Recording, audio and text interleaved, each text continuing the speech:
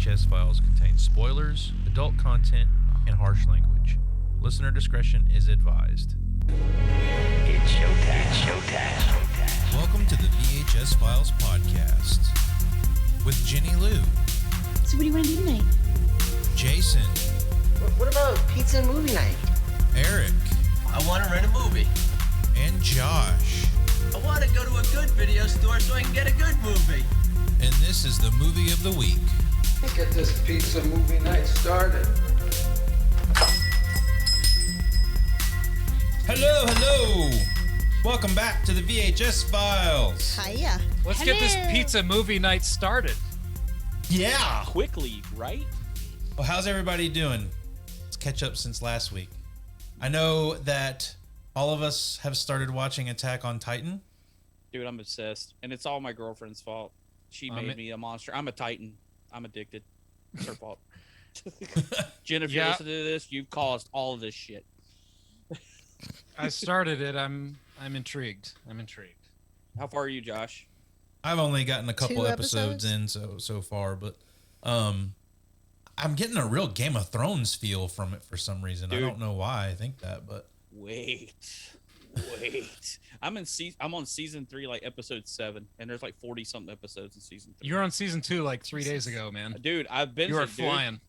But let's move on to what we're doing this week, people. What we got going on? well, this week we last week we spun the wheel of death or the wheel of movies, whatever you want to call it, and it landed on An American Werewolf in London, directed by John Landis. He kind of has a crazy movie career, I think. He's kinda all over the place. Yeah, a little bit. He started out his career directing schlock. Schlock. Not the kind of movie, but like the actual movie schlock. You know, like schlong. It's apparently, I don't know too much about it. I think it's like a Bigfoot sort of thing, but I didn't do my research on that one. I thought it was about a detective. Sorry. Sherlock Holmes. But he also, before American Werewolf in London, had done Kentucky Fried Movie, Animal House, Blues Brothers, and then after American Werewolf in London, which ended up being a big success for him, we'll go over that in a minute, he would go on to do Trading Places, Love it. Spies Like Us, Three Amigos, Coming to America. Thriller.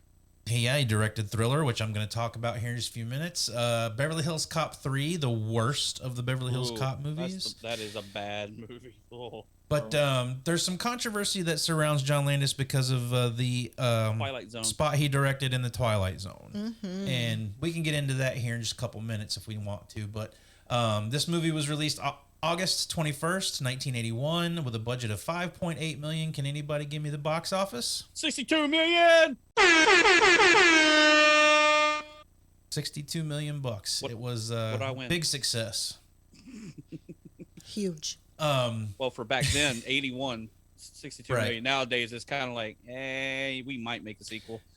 Yeah, I mean, this is, going back to 81 and seeing what was out around this time. It was released amongst the likes of the animated movie Heavy Metal. That's great. I believe Wes Craven's movie Deadly Blessing. I think that's a Wes Craven movie. Arthur, Blowout, and another werewolf movie, Wolfen. And The Howling And The Howling. came out in 81. Yep. So, yeah, I mean, we can kind of get into talking about John Landis a little bit after we go back in time. Eric, let's go to 1981. We're sending you back in time. Whoa, this is heavy.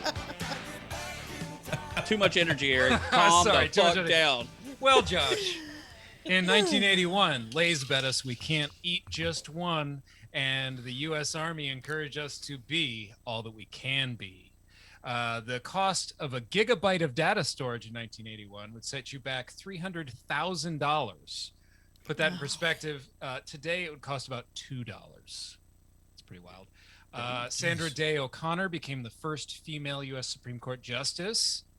Yeah. You go, girl. Yes. And since we're talking about London today, we have to mention the wedding of the century, Diana and Prince Charles. Pretty big deal there, 1981. Actually, that reminds me, my uncle is one of those bus drivers that circles Big Ben in London. Yeah, he works around the clock. You're welcome. You're welcome, everybody. And finally, there was definitely something in the air in 19.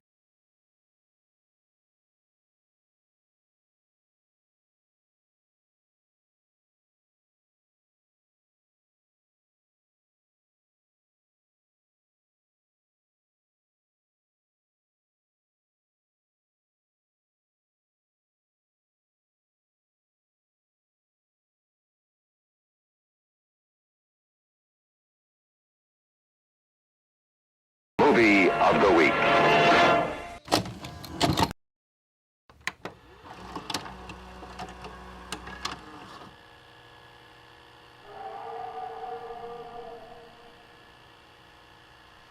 Did you hear that? I heard that. What was it? Could be a lot of things. Yeah? A coyote. There aren't any coyotes in England. I'm sorry I'm upsetting you, David, but you don't understand what's going on. I understand, all right. You're one of the undead, and I'm a werewolf. Yes, that's right. David, stop! I'm going to the police! Jack was right! Jack is Yeah, dead! Jack is dead, and 6 people are dead! There's gonna be a full moon tonight! I'm going to the cops! Oh, be serious, would you? So, American Werewolf in London. Does anybody have any stories? Anything that you attach to this film when you think about it? Or was it something later in life? Let's start with Jason tonight, since he's the werewolf guy. Oh, me.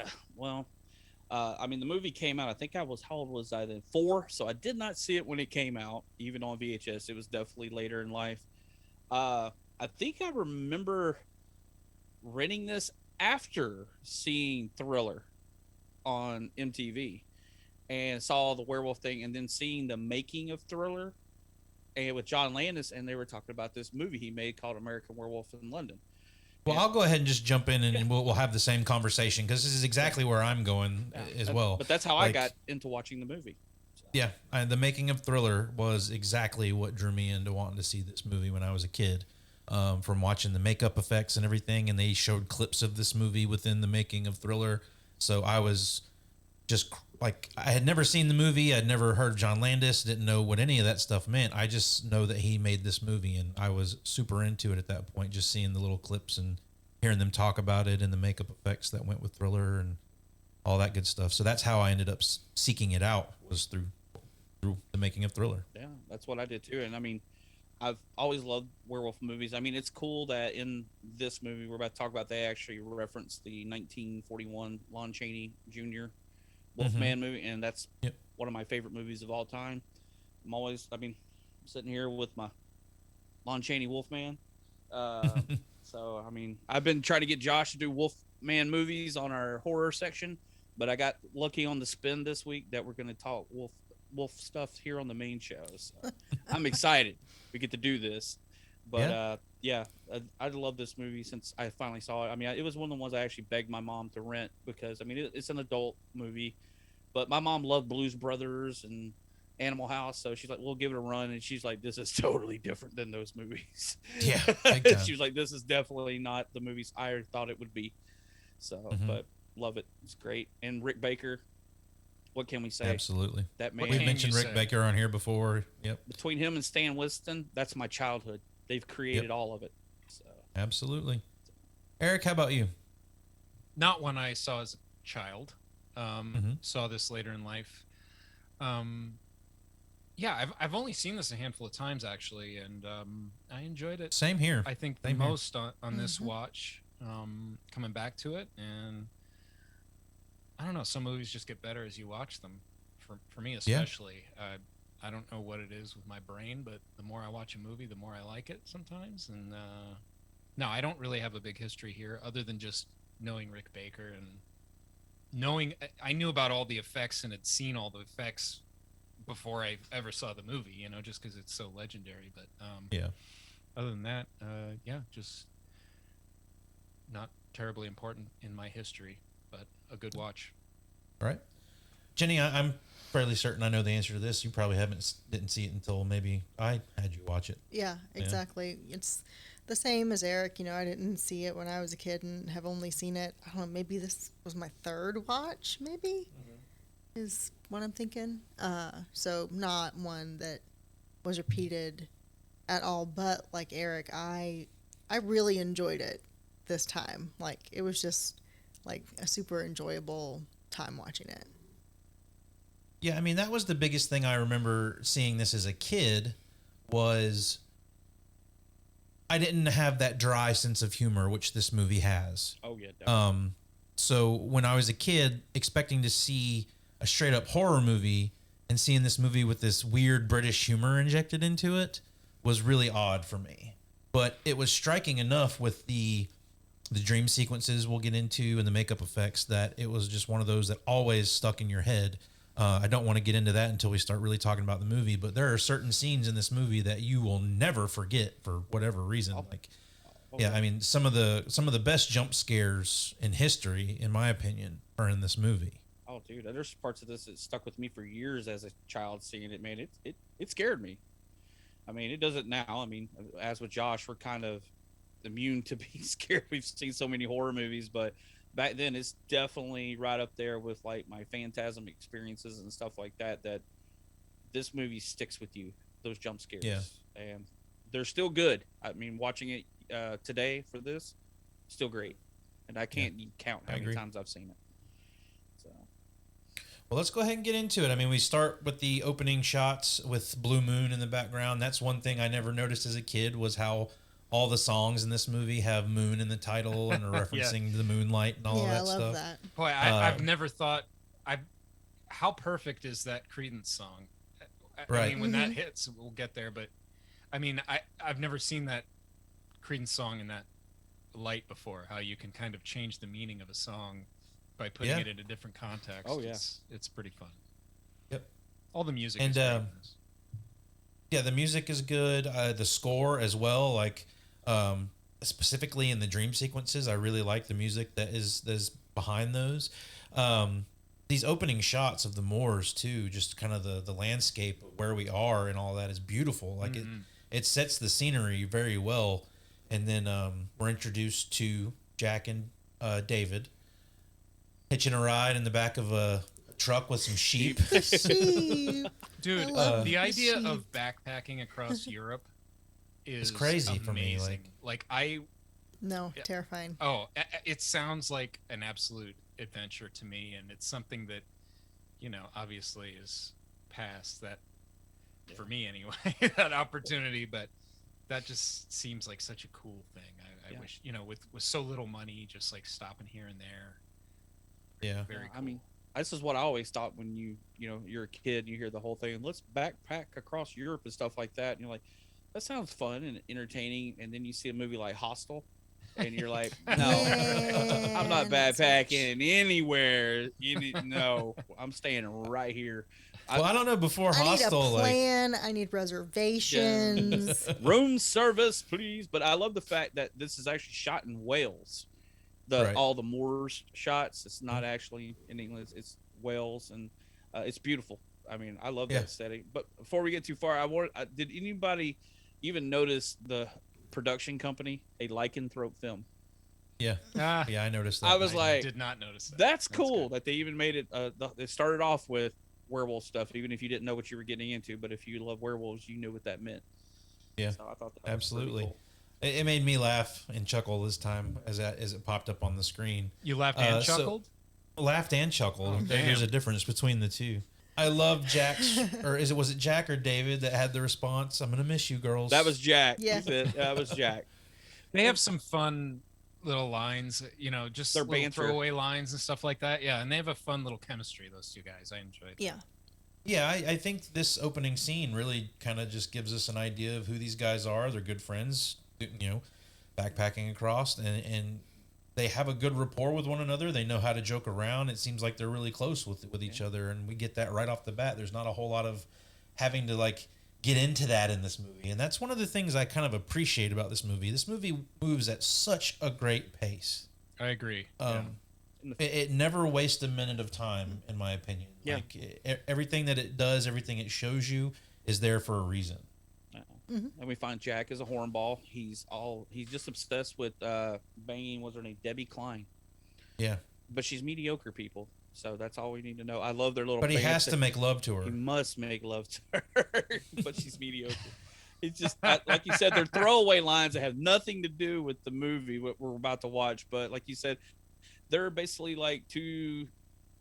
What is their age in this? Like college kids? Well, I mean, it establishes that they're young. Yeah, they're college kids. They're using their free time maybe between summers or whatever. Like they don't talk about school though, do they? I don't remember them mentioning I don't think school. they do, but he still lives at home. Maybe they're taking an off year or something like that. Yeah, like the breakdown for the movie labels them as students. So I mean, I would assume they're college kids. All right. You know, with I think that's kind of what the banter between them is meant to sort of make up. Is they're in that stage of their life where they're, you know, all about the girls that they want to hook up with, and now they're, you know, these free spirits wandering London and all this stuff. So, I'd like to say that we brought up John Landis earlier, and this was actually written by him, and it was written back in '69. Yep. He started doing the script for this and tabled it. As a teenager, right? Yeah. I mean, he started at the bottom in the film industry and worked his way in from being a little guy. Oh yeah. And I mean, he shelved the script for this movie for like 10 years. Yeah, he got the idea from a gypsy funeral that he saw about burying them feet first and stuff like that. And they gave him the idea how to write the story. So I was like, that's pretty cool. But when he finally started shopping it around, I thought it was funny because the studios were scared to do a horror movie that had so much comedy, and they couldn't label it as a comedy because it was too horrific. Mm-hmm. So it was one of those that was really bending the genre at the time, and I think that's really what kind of made it stick as a big movie, you know, sort of a bookmark in the horror history right around here. That's an interesting point because I can't think of a whole lot, and I'm only thinking about this right now, so maybe I'm just missing everything. But horror comedy, I don't think of too many older horror comedy films. I'm trying to think of like the history of horror comedy. Well, that's the thing. Right. That's what I was about to say is because of movies like this, we ended up getting stuff like Gremlins and stuff like that where it's horror and comedy, and those kind of movies, they would say that kind of inspired them. What's his name? Shaun of the Dead guy, the writer. Edgar Wright. Edgar Wright. He even mentions that this movie was a direct like inspiration for him doing that, was to have the horror comedy where you had enough to scare you, but then you had that lightheartedness of the comedy in it too. And he says and then as soon as it was on TV and I did have a VCR, I recorded it and I just watched it over and over again. And then it sort of started to hit me why it was gone beyond being forbidden fruit. It wasn't just a film that I really needed to see. It started to become my favorite film. And the reason I picked it as my screen epiphany is I think it was the first kind of cross-genre film that I'd ever seen, and something that's influenced everything that I've done since. And Shaun of the Dead, even though it's a zombie film, the film that me and Simon always looked to would be American Werewolf in London, because it's really scary and it's really funny and you care about the characters. And that's what's amazing about the movie, and why kind of I picked it and why it continues to astound me, is that I think you can have lots of horror films that are the same and lots of comedies that are the same, but once you start to mix two different flavors, it will always be a unique movie. So this movie isn't quite like anything else. I mean, I've never really thought of it that way, but until you bring it up. But I kind of think, Shaun of the Dead is very similar to this movie. Oh, very, very. Yeah, there was a whole article on him talking about this, and it was very entertaining. But then you think about Shaun of the Dead, and you're like, oh my God, this sure. really helped him along with that movie. So, Jenny, what do you think of our characters at this point? Like, where would you place them around college time? Yeah, I think so. And it's funny. I mean, we got a couple more scenes before we get here, but like Jack is the far more charismatic character, I feel like. Yeah. Which is kind of interesting for where we end up later. Mm-hmm. Yeah, I agree. That's kind of what I noticed this time around too, is Jack is really who I'm kind of not rooting for in a sense, but like I really like Jack, and David is just sort of the background guy. Yeah. When you first kind of meet them. Mm-hmm. Kind of the straight man. Not totally, yeah. but Yeah. yeah. Jack is kind of the Joker of the two.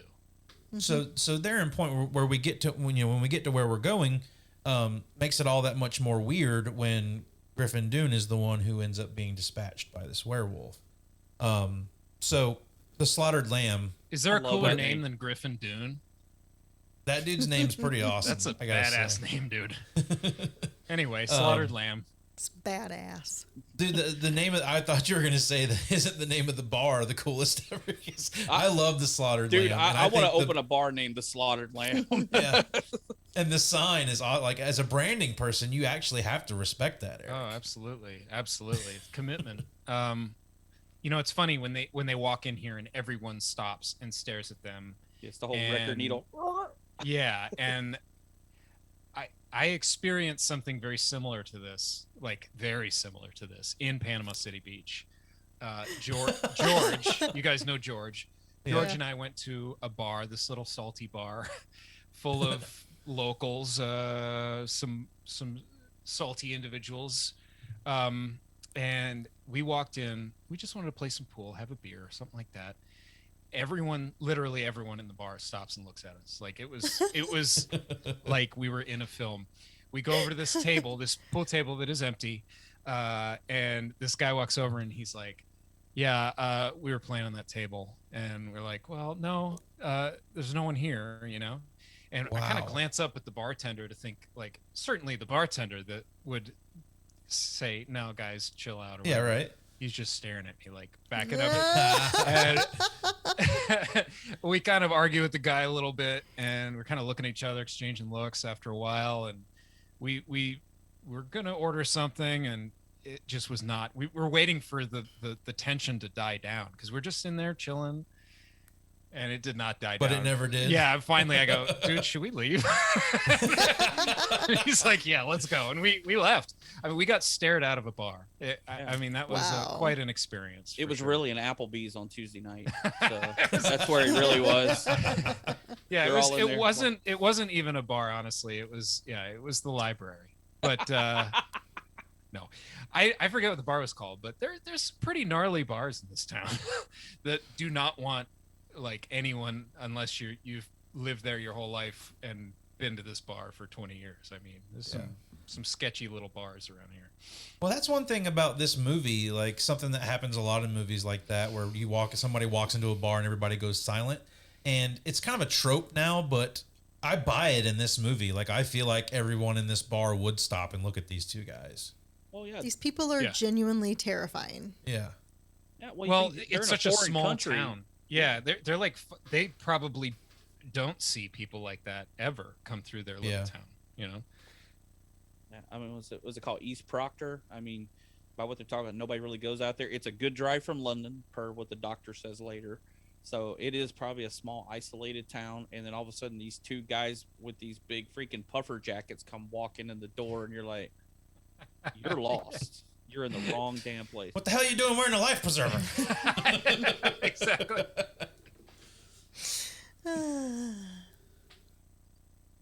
I mean, these are some grisly, dirty individuals in here. I mean, and they want food. We don't have any food. They want no food, no tea, no nothing. No, they did have tea, but I'll have to make it for you. Begrudgingly. Yeah, exactly. Like, I got to make you some damn tea. Yeah. I have an issue with the chess player.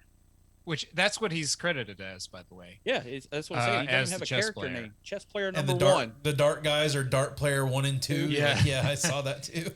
There's decisions he makes that seems to be to hide the secret that they're dealing with, to hide the problem that they're dealing with. But there comes a point in this film where the secret's out, and he needs to divulge some information to keep it from getting worse. And I don't fully understand his motivations.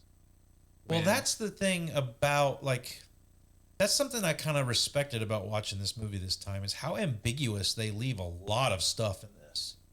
Because, you know, you can kind of gather your information from a bar called the Slaughtered Lamb, the 5-point star on the wall that Jack notices, and that's what gets them kind of kicked out of the bar as they ask about it, and they don't give them anything.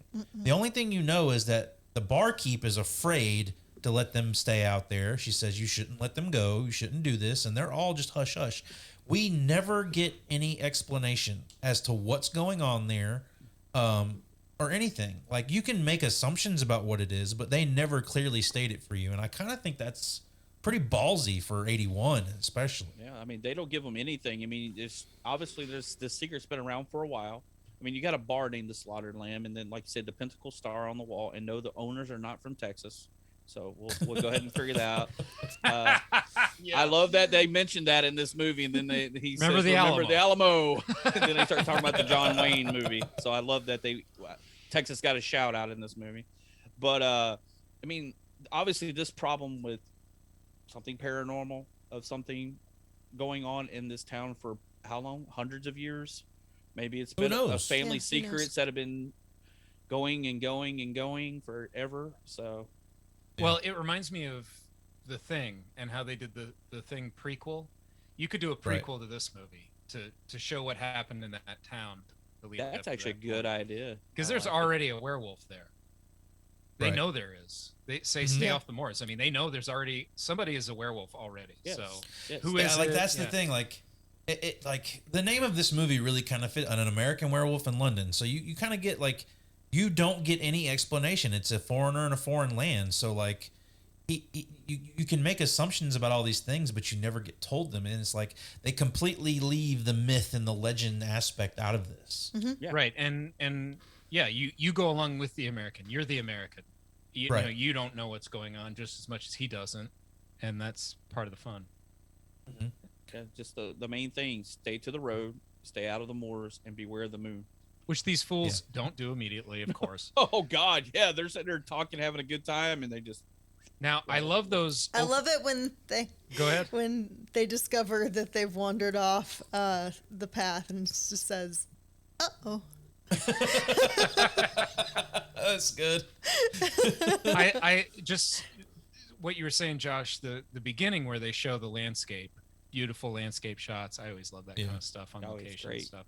But I also love these shots here where they leave the pub and they're on the moors here. These shots are very cool with the smoke machines or whatever's going on. Mm-hmm. Yeah. And you can't see very far. There's no real edge to where you're looking. It's sort of everything's out of view with all the fog and everything. Mm-hmm. That's actually a note that my exact note was, I love that you have no sense of where they are during the attack. There's no direction. You don't know which way is where. Yeah.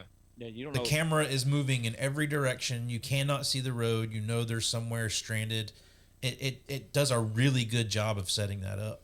Yeah, especially even with the sound. I mean, if you listen to it like in a good surround sound system, I mean, the howling is coming from around, and then when it says it's in front of them, I mean, it's coming out of the center channel.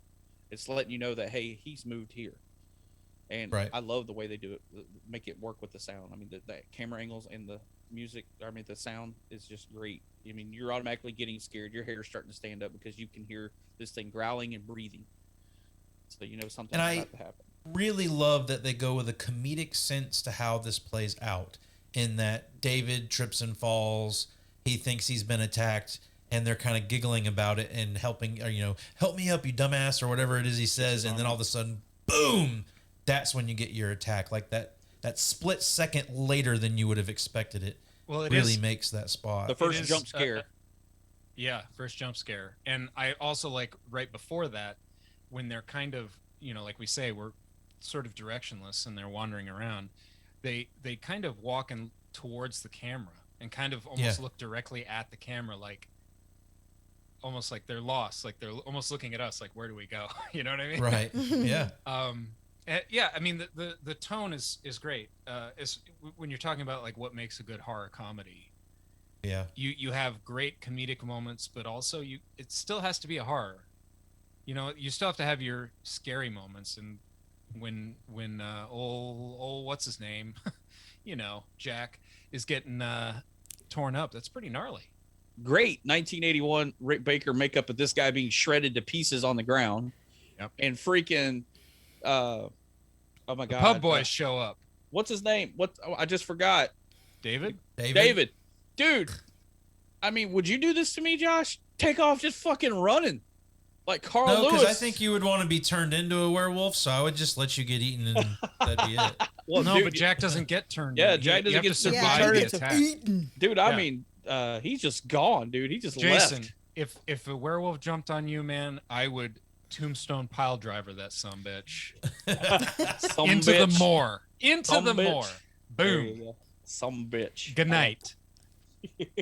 A lovely stroll on the moors. La la la la. La.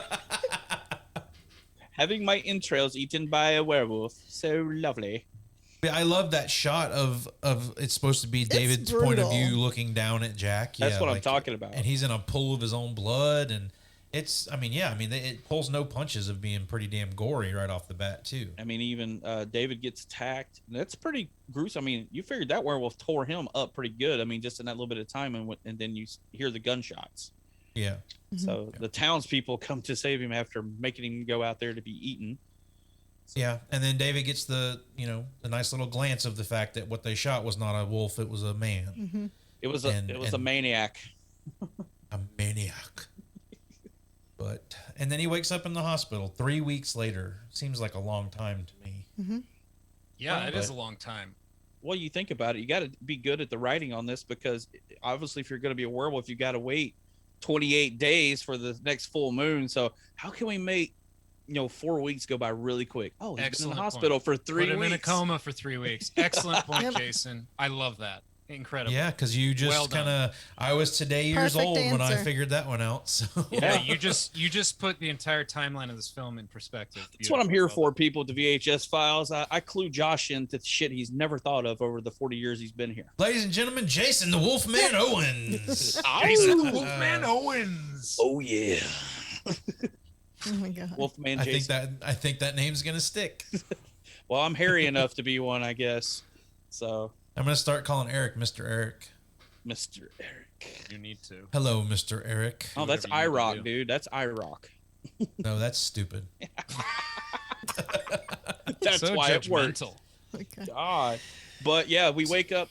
They don't even really get to the point of him being there for 3 weeks. We kind of wake up to the two nurses in there. And the one nurse took a look at his junk because he said he's Jew. Well, how do you know? Oh, because I took a look. I was like, okay. And I never got that as a kid about the whole Jew thing. I didn't know what that meant, the circumcisions and stuff like that. So right over your head as a kid. Yeah, as a kid, you don't care about that. You kind of get that she looked at his junk. So you're kind of scared as, when you go in the hospital, a nurse is looking under your gown. Yes, they are. Damn it. Probably. So when the doctor comes in, is it just me or is he rude as fuck to Alex? Yeah, he is really quite rude, but I think we learn later that he's not as bad as he seems. When he comes in, he comes across like a real jerk, but he walked in on a patient, and the nurses are talking about his circumcision very inappropriately. So I can understand why he would be irritated. Yeah. Like, we're supposed to be taking care of this man, not like talking about his nether regions, his foreskin, his Netherlands. Wolfman's got nards. She found out, but it's the thing. It's the one nurse. But Alex, I think off the bat, she's kind of intrigued by him. Like she thinks he's handsome and stuff like that, and I think that's why she hangs around. But Dr. Hirsch is the guy in there. I mean, he's very straightforward. Is very British feeling type guy, like the normal British person you see in most movies. Very serious and kind of dry. Very dry, like emotional. Stodgy. Yeah, very dry. But yeah, he's unlikable at first, but he grows on me. Yeah, he's not bad. And I really like Alex in this movie. Yeah, I like Alex too. Mm-hmm. Well, yeah, she's lovely, and also what's the actress's name? I'm looking for it now. Oh, yeah, she's Jenny Agutter. Yeah, she's an MCU lady. That's right. Yeah, part of the Marvel universe. She's great in this, and I like her character. Just she's not throwing herself at him per se, but she's definitely intrigued, and she seems to care about him, and as a nurse should, in a proper way. I like her. I have some issues with some of the. I don't know if it's the decisions or just her kind of willingness to kind of brush things off, which we'll get to later. I also have like, it's really weird to me, and I'm jumping ahead a little bit, but this doesn't really matter if I'm jumping ahead or not. She goes to visit the kid in the pediatrics area. No. No. And that kid just says no to everything, right? No.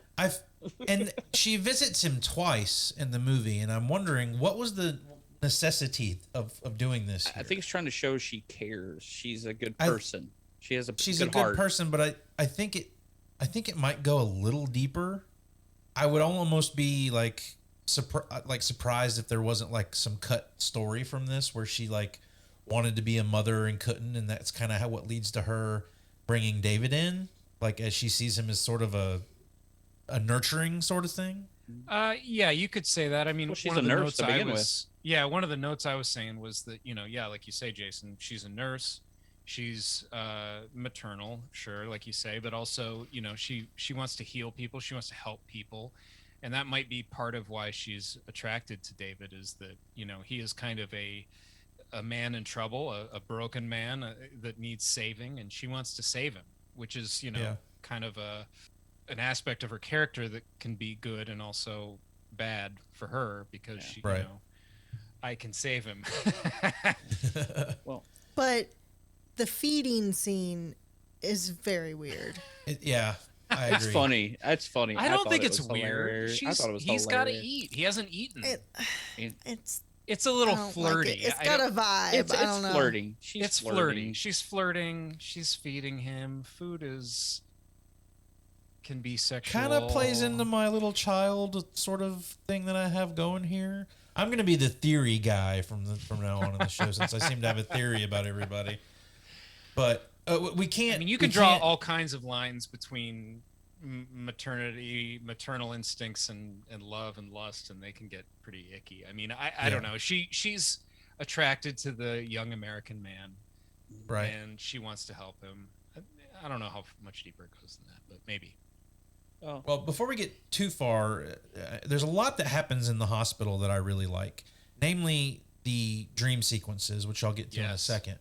But number one, the embassy, the guy from the American embassy comes in, and this is a pretty funny scene. Mr. Collins. Do we know who that is? That's fucking Frank Oz. That's Yoda, bitches. That is Yoda. That is Miss Piggy. That is Kermit the Frog himself. I did not. The Frank main guy, Oz. the guy that gets eaten later, gets his head bitten off. No. But the American embassy guy that shows up. The guy that comes in with a mustache. Okay, And I did he's not telling realize David, that. calm down, and like that. You know, he's kind of freaking out. That guy. I didn't realize that was Frank Oz. That's amazing. That is Frank Oz. I knew he had a cameo in this, and I didn't realize that was him. That's when you first hear him start talking to David, Sounds you like can Yoda. really hear the Miss Piggy Yoda sound in his voice. Oh, I gotta you can go hear back it.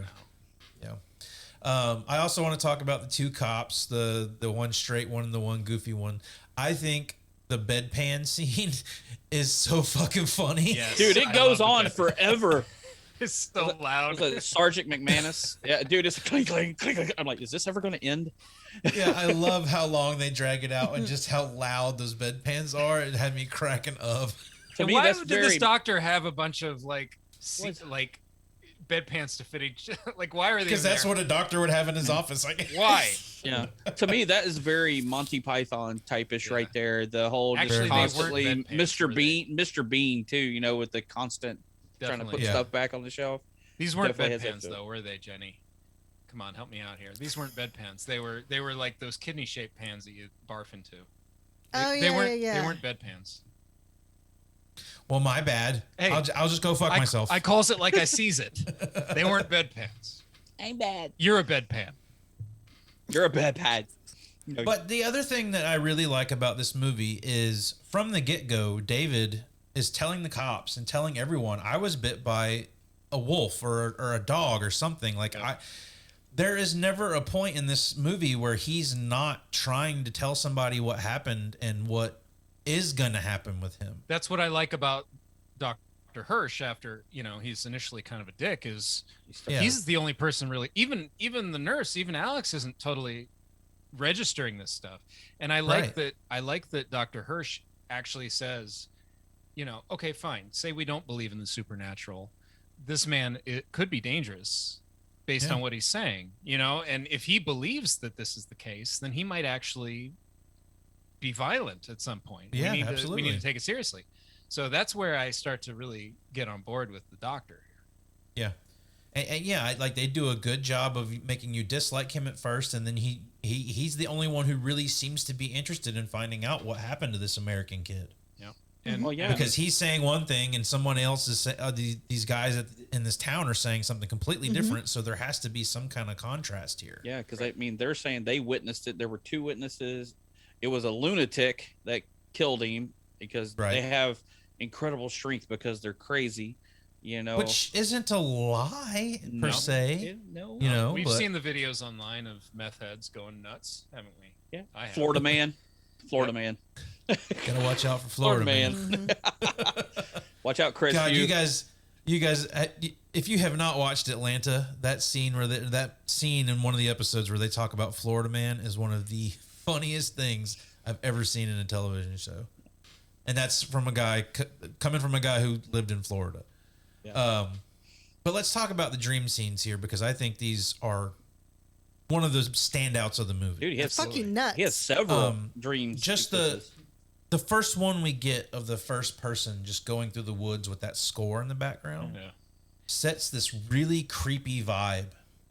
And I remember as a kid being so thrown off by those scenes because they just were interjected in the middle of this story that I was watching and they didn't seem to make any sense.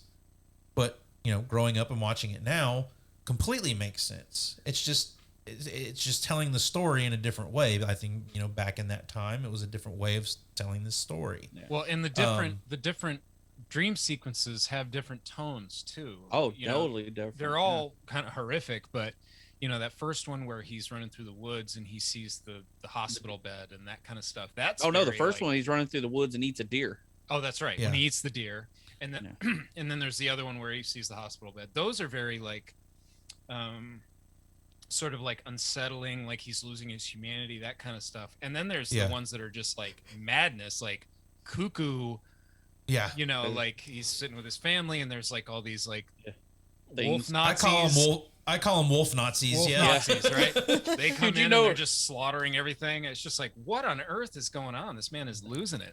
Nazi werewolves of the SS. Yeah. You know, totally Rob Zombie and everybody just took that. So, but I want to touch on the one sequence of the hospital bed thing because that's what we were talking about at the beginning about scenes that stick with you. That is one of the best fucking jump scares ever, dude. As a kid, I believe I left the room. I think I left the room when that happened. Which one?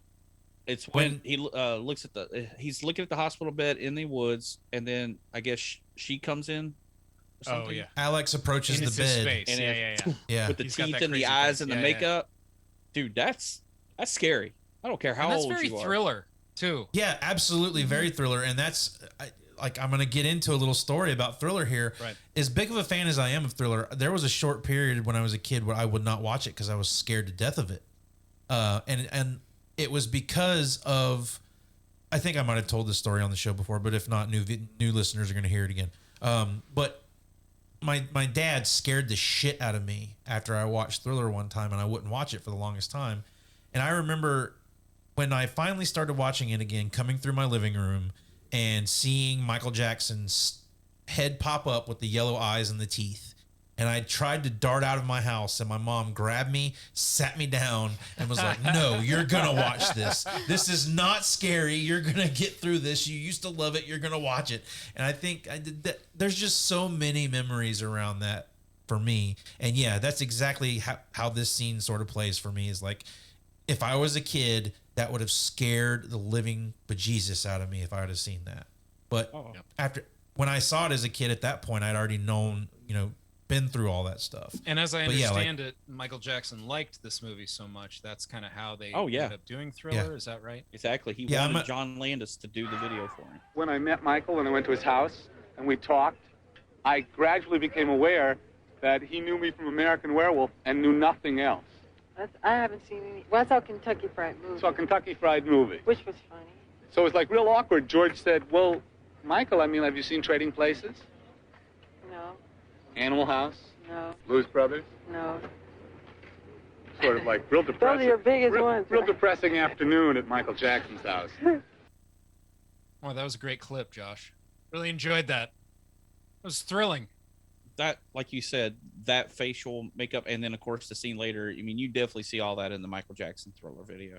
Yeah, and sure. But that's probably, I mean, the first jump scare in the movie is when the one wolf jumps out and attacks Jack and stuff like that. But that one right there, I think, sticks with me more than any of the others. I mean, because you kind of know what's coming at that point.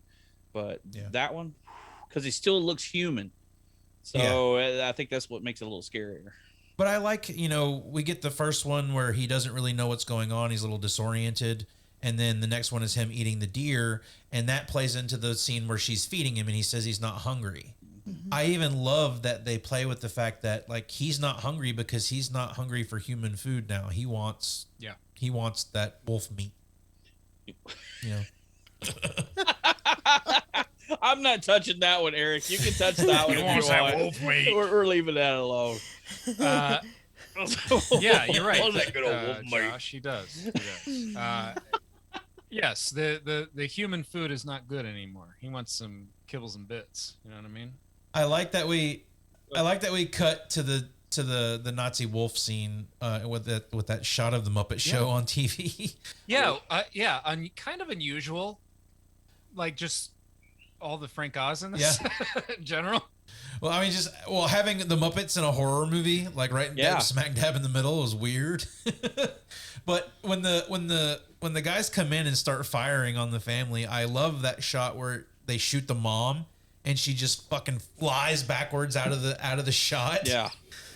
It's so funny, dude. The whole scene is in the makeup of the werewolf Nazis. The dude, that's great looking. It also looks great. All that stuff looks great. Oh yeah.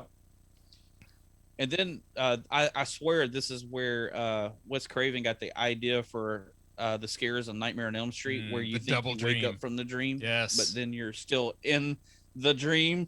Because he wakes up and then the wolf Nazi comes out behind the curtains and the gets old out. double dream. You get that in you get that in a Carpenter movie too. Is it In the Mouth of Madness? I can't remember, but yeah, gotta love the old double dream. So correct me if I'm wrong, but we're to where Jack returns now, right?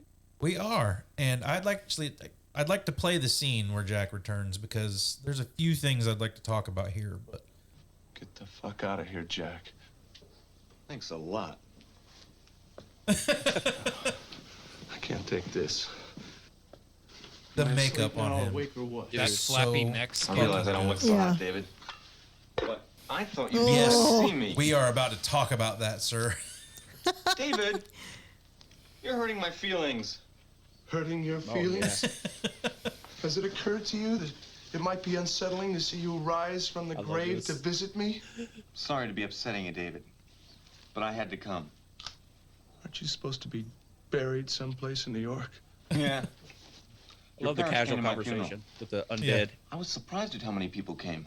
Why should you be surprised? You were a very well-liked person. Yeah, I was, wasn't I? Well, I liked you. Debbie Klein cried a lot. Oh, God. Am I asleep now or what? So you know what she does? She's so grief-stricken. She runs to find solace in Mark Levine's bed. That reminds me of Christmas Carol, too. An asshole. Life mocks me even in death. Mm-hmm. I'm going completely crazy. David! Like the music. What? Now, I'm really sorry to be upsetting you, but I have to warn you. Warn me? We were attacked by a werewolf. I'm not listening to this. On the moors. We were attacked by a lycanthrope. A werewolf. I was murdered. An unnatural death. I love the flappy skin right there. In limbo until the werewolf's It looks like a slice of pizza, like hanging from the wolf's bloodline must be severed. The last remaining werewolf must be destroyed. So the makeup here is so good. I can't even believe it. Like I can't even find a flaw in it, to be honest. I've watched the scene a few times and like, dude, it is truly flawless. Like I can't even, you can't see a seam anywhere there. It looks incredible. Now I just want to know, Josh, how does it hold up in 4K? Don't have a 4K of this yet, sir. Don't have a 4K. Oh, Hey, I geez, actually come own this one on Slipping. Blue, so I feel good. I didn't have to rent it. I feel good about myself on this one. Yep, I have the Arrow Special Edition, which Fuck looks you, really damn Josh. good, but it's not a 4K. You know, I had a moment. I had a moment to myself, and you're like, I have the Arrow Special Edition. I have have the the big screen. dick I have edition. Arrow Screen Factory Steelbook. I have the Wolf Meat edition. I have the Eric's a Loser edition. That's the one. But Jack being introduced here, the makeup, all that stuff is one thing that is amazing. But the other thing that I love here with all the storytelling in this movie, like, again, we don't get any information from the slaughtered lamb people or any of that stuff. All of our information is given to us by an undead person that David is seeing visions of. Or haunting David. It's also like, well, what's And- his name in Pet Cemetery too? Now that I think about it, dead people tell. Yeah. Oh, Pascal. Yeah. I mean, imagine you're in David's. This is what I like about this: is imagine you're in David's position, and say you're taking this as true. Someone's telling you like you have to kill yourself, or someone, or people are going to die. You have to kill yourself. I mean. Would anyone do any different than David did? I wouldn't just immediately kill myself. I'd be like, whoa, okay, hold on. Let's try to figure this out. You know what I mean? Like, Yeah. Right. I mean, it's a conundrum. It's a difficult situation he finds himself in. For sure. And especially for someone who's just been through a trauma like he has. And that's the other thing about all of this that kind of culminates for me is he doesn't hide this from anybody. He doesn't chalk it up to him just being crazy or on drugs or right now or anything like that. He tells someone, I just saw my dead friend. And he told me I'm going to turn into a werewolf. I agree. Like, I think in a lot of other movies, he would keep a lot of this internalized, say half of it. But no, he communicates everything. And, you know, while he's got Jack telling him one thing, he's also got these doctors telling him, no, you're fine. You know, relax. Like, this is just your trauma talking or whatever.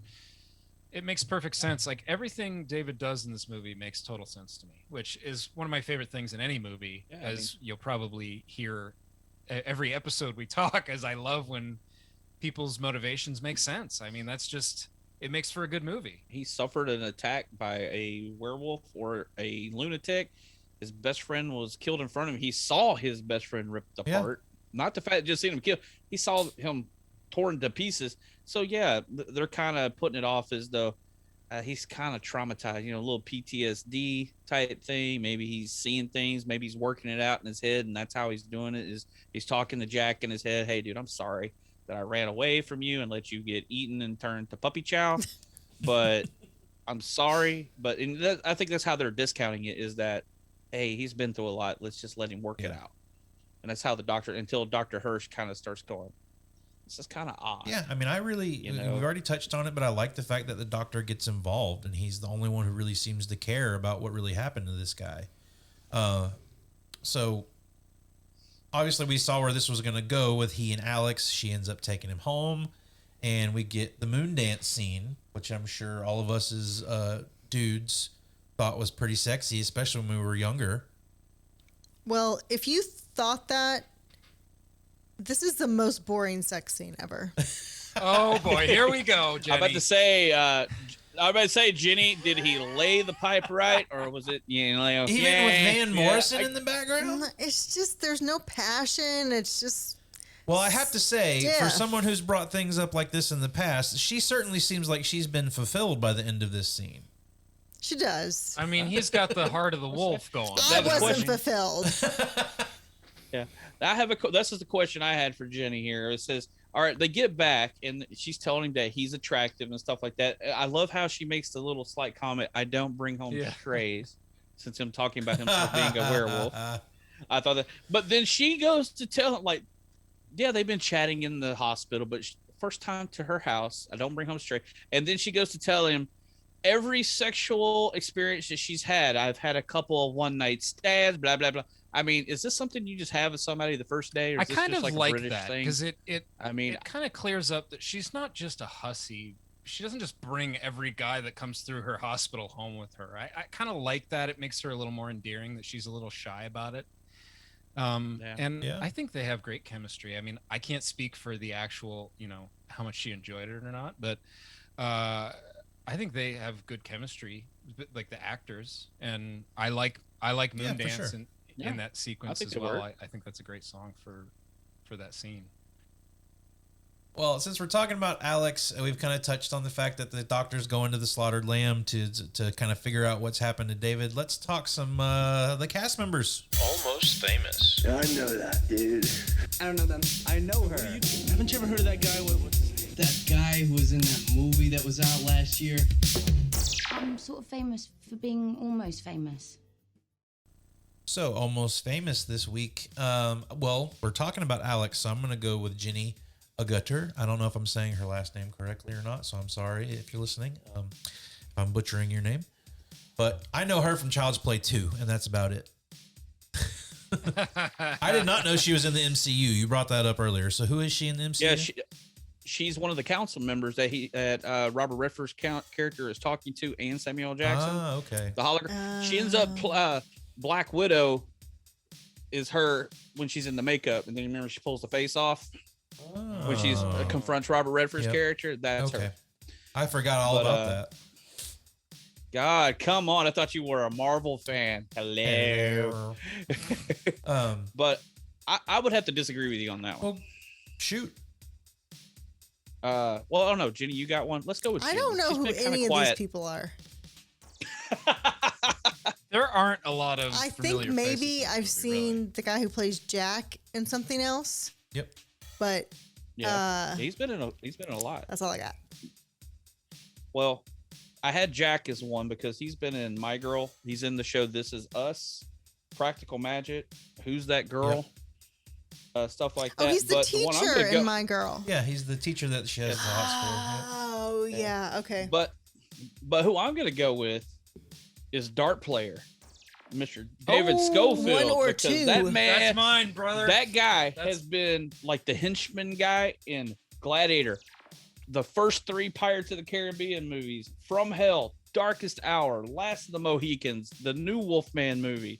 That man has been in all. I mean, I didn't even finish my list. This guy's been in so many movies. Yeah, he's in Valkyrie. He's in a bunch of Dude, he's always too. that guy, the henchman. He's just got that face. Yeah, he's just got that kind of weathered face. Face only that's a who mother I'm could go love. By Almost Famous.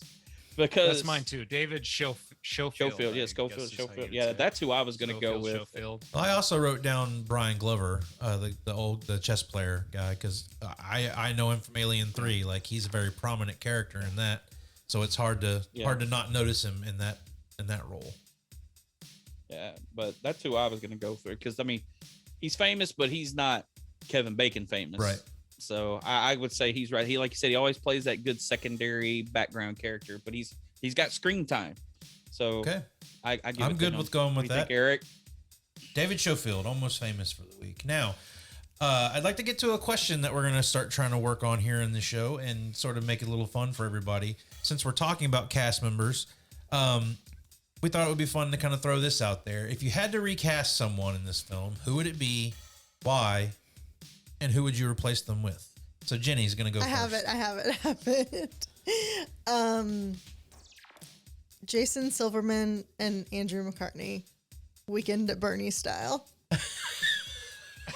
So you would replace the 2 main characters with them? Uh-huh. So she stuck to the 80s. So which one of that's great? It is obvious. Well, no, because of the way this movie plays it, though. No, it's so obvious. What do you mean? Jack is Andrew McCartney and David is Jason Silverman. Like, obviously. Okay, yeah, you're right. I agree. Okay. Okay. Yeah, I was gonna say you got to go with the more well-known guy ends up being the lesser character. So yeah, okay, good one. That was pretty good. So by that you could go Alex Winters and Keanu Reeves. You could do a Bill and Ted. Yeah, you could do a Bill and Ted swap on that one too. All right, Eric, what was yours?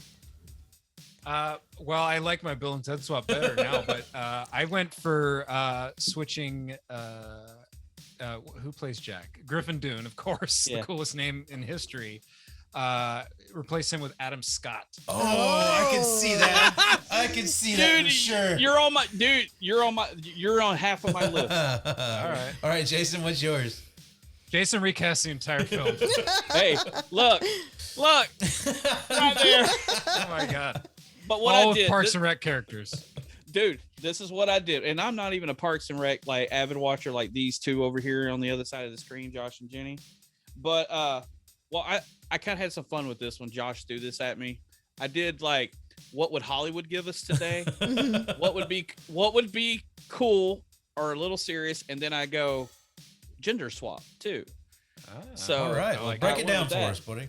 Well, Hollywood would give us The Rock and Kevin Hart. Rock as David, Kevin Hart as Jack. Going, man, you don't let me die by a werewolf. Over the corner. Tell me you don't hear that. Tell me you don't hear Kevin Hart in the corner. You gotta kill yourself. Like, hey, you gonna eat that toast? You gonna eat that toast? I'm hungry. I'm dead. Oh man, jeez Louise. All right. Oh, wow. Well, who else you got? Okay, then I went kind of serious, but whatever, because you know me, I'm a comic book fan. I went Tom Holland and Dane DeHaan if you wanted a little more drama in there.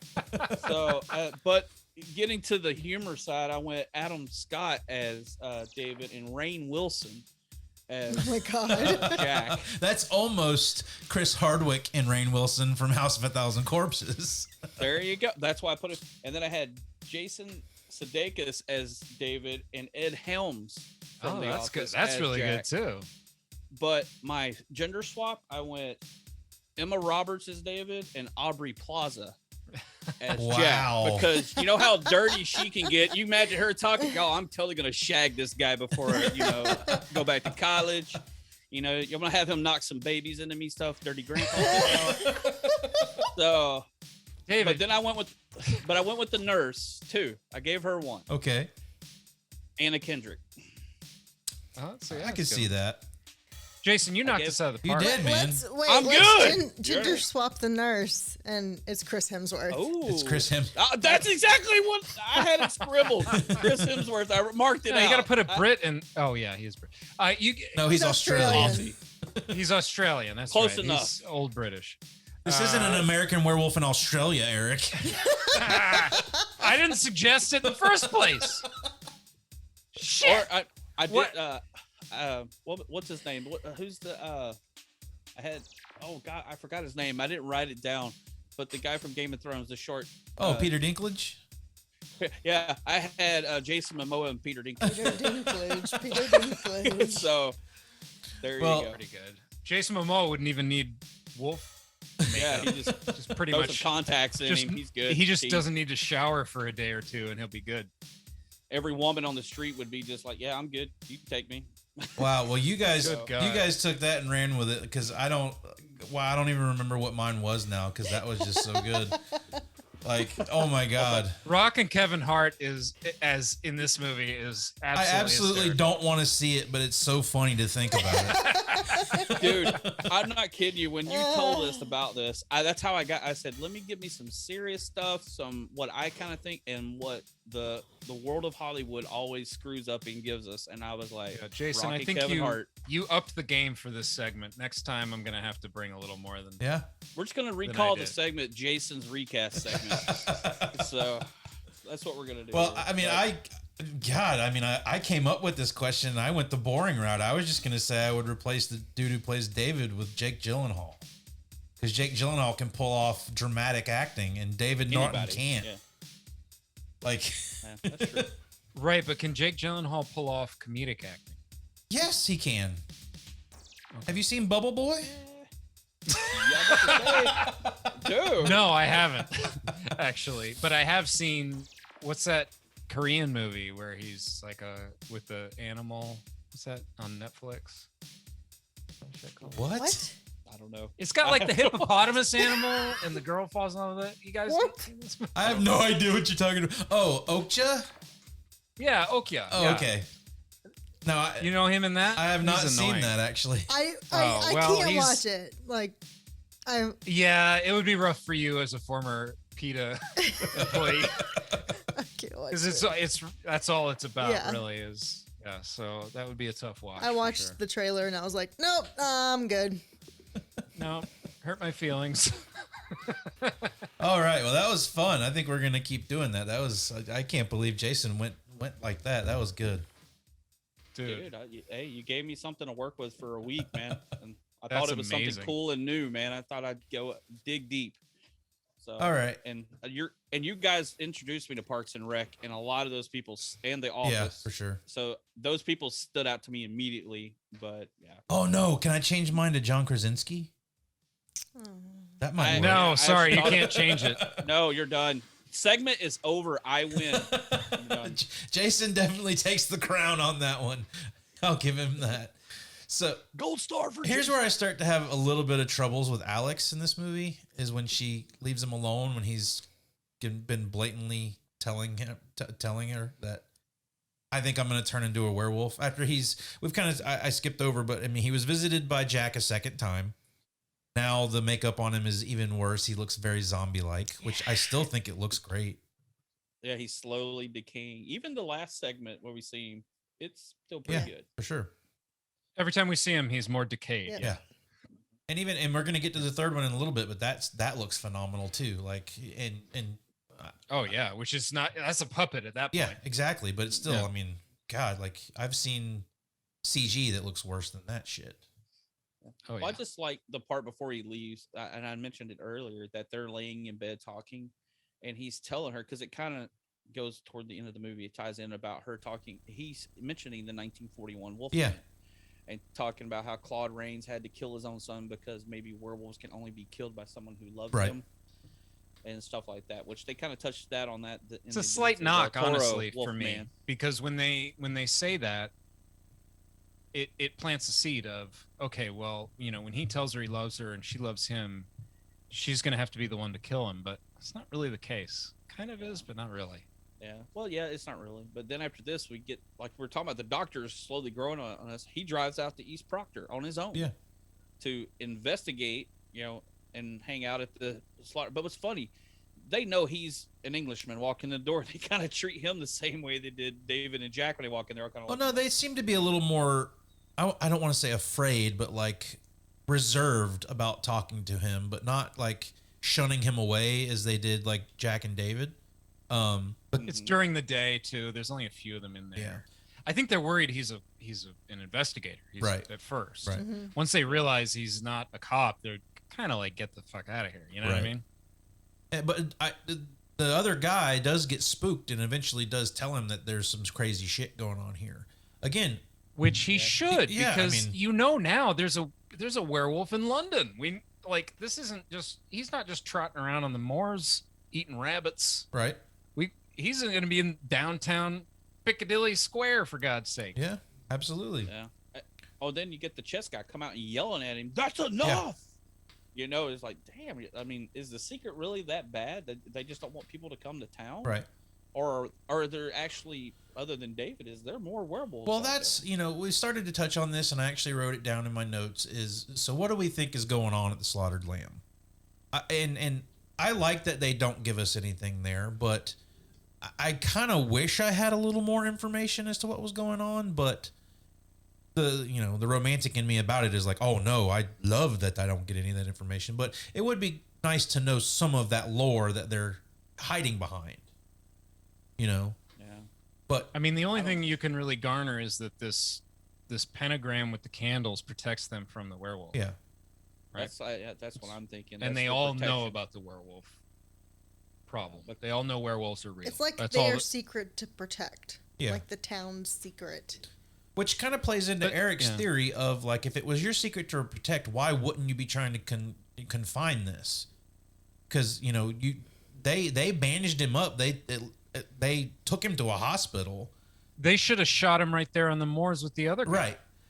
They should have killed all three of those dudes and buried them, and no one would have known the difference. That's where the question comes from for me, is like, they know this werewolf is out there, yet they do nothing about David being marked by the wolf. So it's almost as if they need the wolf there as sort of like a contract sort of thing. You know what I mean? But again, we don't get any of this. You're only led to kind of figure it out, even if you're even thinking about that at this point.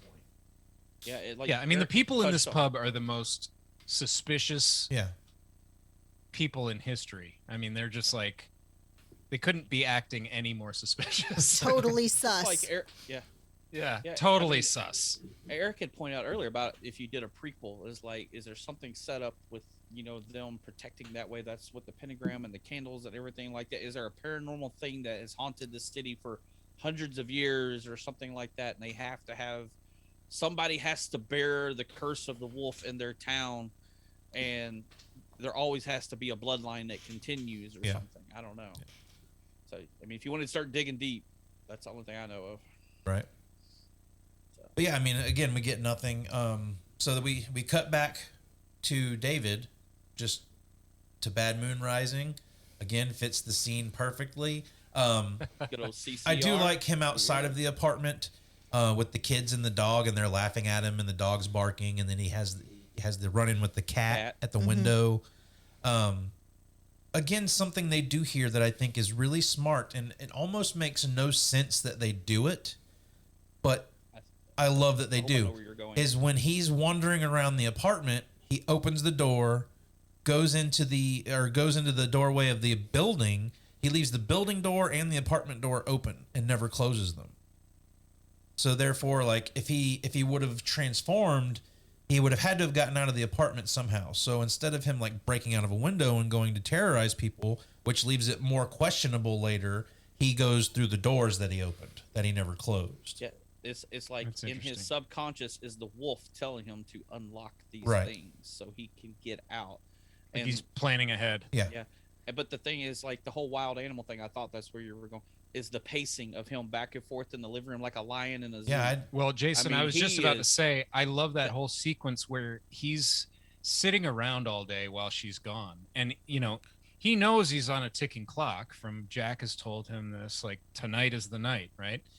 And he's just like killing time, and like you say, he's nervous. Like, yeah, he needs to relax. He's in this apartment, and he's just like in this apartment, just like trying to kill time, just nervous, walking around. And I love that sequence. It really builds tension for what's about to inevitably come. Yeah. Let me get the shot of the full moon. Yeah, they cut back to her with the kid in the hospital at night, and then it pans to that moon, and then the infamous transformation scene. We don't need to talk about that. We're just gonna skip.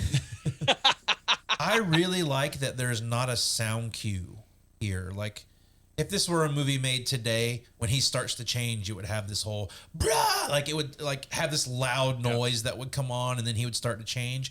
I kind of love that it's just him screaming in pain for the first couple of seconds. And out of nowhere, he's like reading a book, and all of a sudden he just starts. He just screaming. yells out Jesus Christ at the top of his lungs and holding his head like his head's about to explode. And then we get the blue moon in the background, which again is comedic again. And we didn't talk about him in Jack's conversation the second time where he calls him a walking meatloaf. I love that. That's so I funny. totally forgot during the transformation when he's like, all his body's morphing and everything, and he says, "I'm sorry, I didn't mean to call you meatloaf, Jack." Yeah. So, I want to hear you guys' opinions on this transformation scene. How do you feel about it now? How did you feel about it then? All that kind of stuff. Well, I'll go if you don't Go mind. for it. I mean, I love this. My werewolf thing here, dude. We watched it today. I've seen it how many times? I know everything is mostly CGI nowadays and stuff like that, but kind of like how we talked about in The Thing, which is funny how that kind of ties into this movie with the special effects. Yeah. But it stands up. I mean, even from the hand stretch scene where his paws are growing upward and he's sitting there staring at his hand, the hair coming out slowly, the noises of his bones snapping and cracking as like his backbone pops up, you can hear it. I mean, it's still an unsettling scene at me going on 44 years old and however many times I've seen this movie. I mean, you watch it, you feel the pain that he's going he's through. in agony. Yeah. Which I mean, adds you saw to it. Teen Wolf and it was just like, he grew some hair. No, this is showing you're turning into a werewolf. Yeah, being a werewolf is cool, but it fucking hurts until you get there. So, I mean, every time it's just goosebumps. And Rick Baker, man, that is just beautiful, Right. beautiful. And I mean, he went on to win the freaking first Academy Award for best makeup with this movie and that scene, pretty much alone. Right. And I mean, and then where we went to Michael Jackson's Thriller just because of that. Yep. So, but that's how I feel. I mean, Paul, great. Eric, echo of that?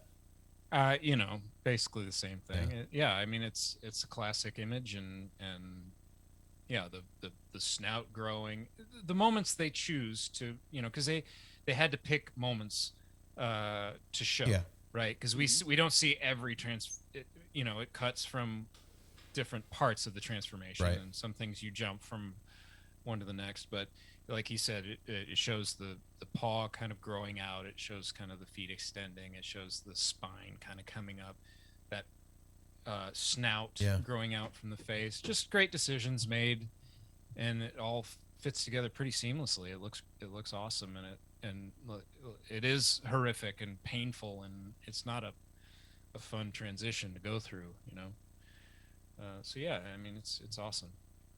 It's what this movie is known for, obviously. Jenny? Yeah, I mean, what else can you say about it? It's a pretty scary wolf in the end as well. Like, if you were a kid, it reminds me very much of The Nothing from Neverending Story, when it's the wolf form. Well, that's another thing I really love about this wolf in this movie is it's a on four legs wolf. Like, it's not this man-like wolf creature.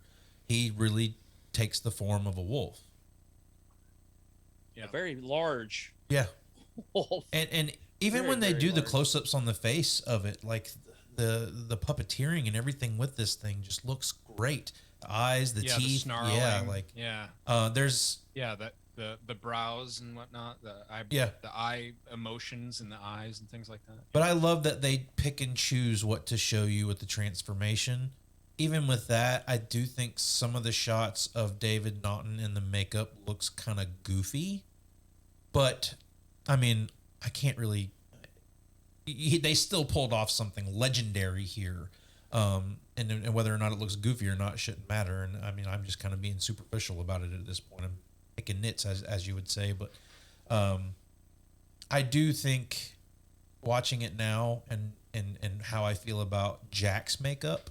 I kind of like the makeup on Jack better throughout the movie as opposed to like the transformation scene.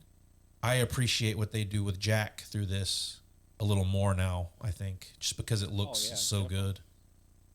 I agree. Now, I'm going to throw something out here, see who's listening and what's better, that scene or the transformation in The Howling, which was originally supposed to be done by Rick Baker, but got taken over by his protege, Rob Bottin.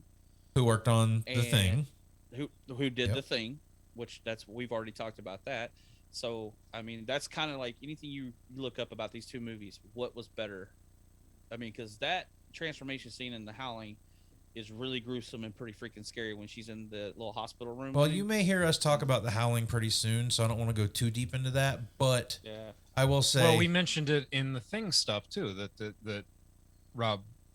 Is it Bottin? Yeah, Bottin. Bottin. It's actually Bottin. I looked at Bottin.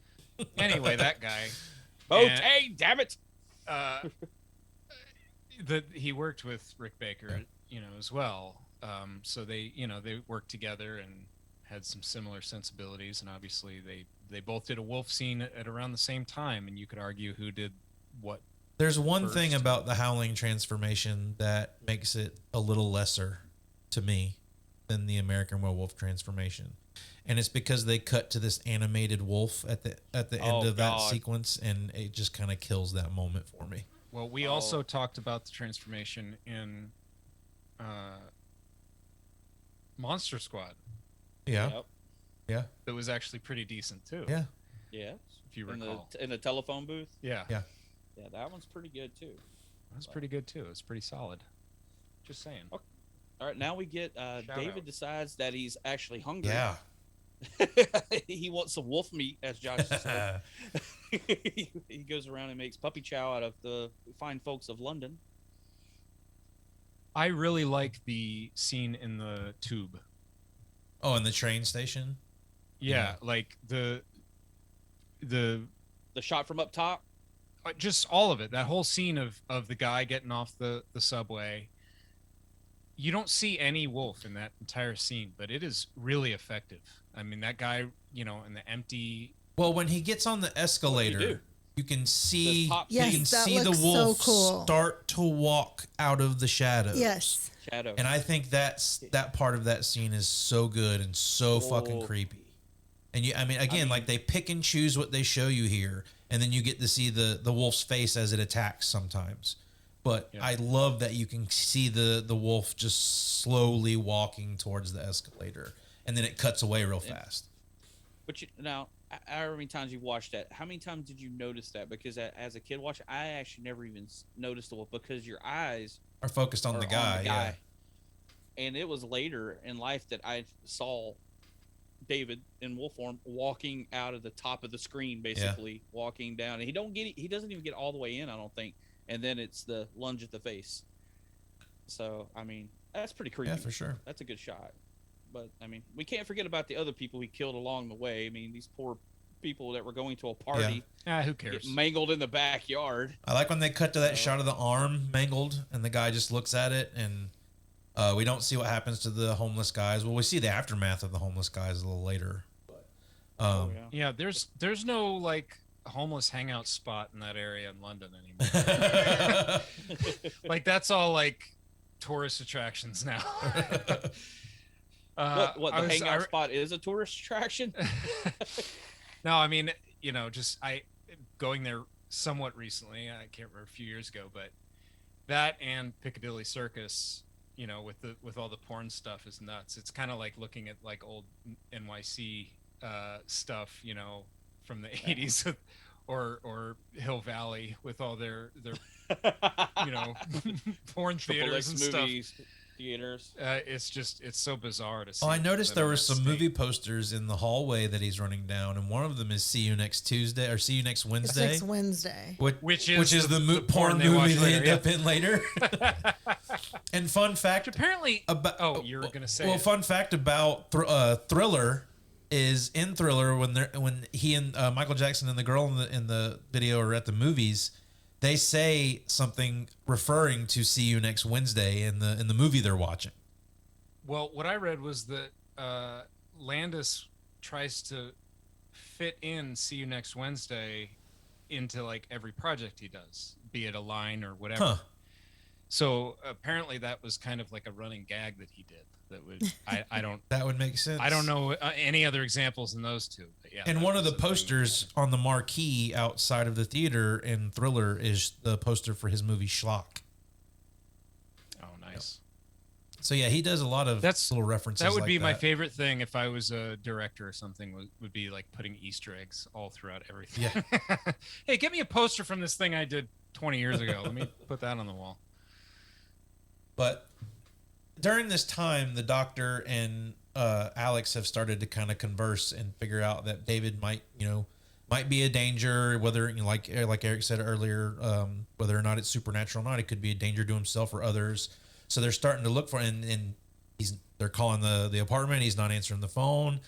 Again, this is where I start to have a little bit of Alex is just kind of being weird at this point for me because she's been a very strong character, but she really just sort of makes light of the fact that David, who wakes up in a zoo and with wolves stark naked, steals a boy's balloons so he can get away.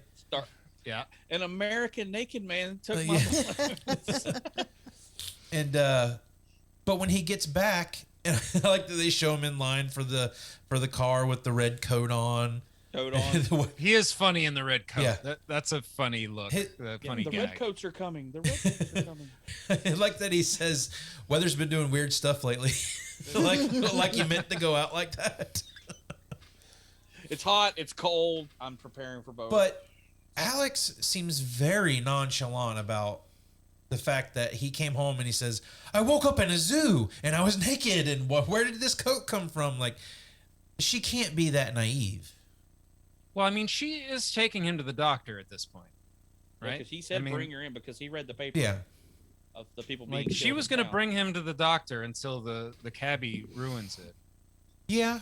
But it's But I kinda agree. She's giving him the benefit of the doubt, maybe where she should. Yeah, like she doesn't know him that well. She's only known him for a few weeks. She seems very like lustful here when he gets back. Like none of that matters now. He's back and he's safe. Like it just seems like she throws it away. Like I agree, she does take it. Agree to take him to the doctor, but it doesn't seem as like if I were her, I'd be like, what? What do you mean you woke up in a fucking zoo?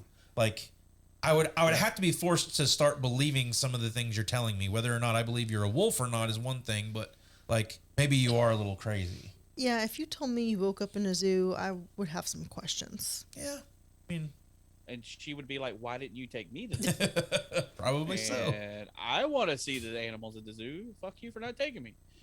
But the thing I like is he gets back, and it plays into a lot of the werewolf lore and stories later on and before it. That now he has fed. He's full of energy. He even says, "I've never felt this good. I feel like an athlete." And he's like total hornball too. He's horny. Like on all or like that whole animal thing It's is that taking over. bloodlust, man. Yeah. I mean, that wolf meat. He's got a belly That full of wolf- human. Yeah. He wants to give her some wolf meat. That's what you mean. This seems like a good time for a better quote. You're gonna need a bigger quote. Yes, let's do a better quote. A better quote? Is that what I said? That is what you said. Learn your own segments. Well, Jason just took one of my favorite ones, and that's a naked American man stole my balloons. What? Well, I did get the taglines. If you want taglines, Taglines. Do the taglines. Taglines. Just your bloody taglines for you, sir. Okay, what we got here? No, we're not doing this. It says John Landis, the director of Animal House, brings you a different kind of animal. Ooh. By which I read into this later that, because he made Animal Yeah. House, a lot of people went to see this movie thinking it was like Animal House and walked out. Wow. Because when the first werewolf attack, it's bloody, they're like, this is not like Animal House or Blues Brothers. Well, if you're marketing the film with that line, hey, Yeah. guy Yeah. from Animal House made this, and that's your own damn It's a fault. different kind it's of a marketing animal, problem. Right. But and then we got Beware the Moon, a masterpiece of terror, and the monster movie. That's the only taglines I could find. A little vague. I don't Little like any of lackluster those on per some of usual. those. Yeah. People need to give me a call. Eric will do your marketing for you, ladies and gentlemen. I don't know how well I would have done in 1981, being as though I was a fetus. Yeah.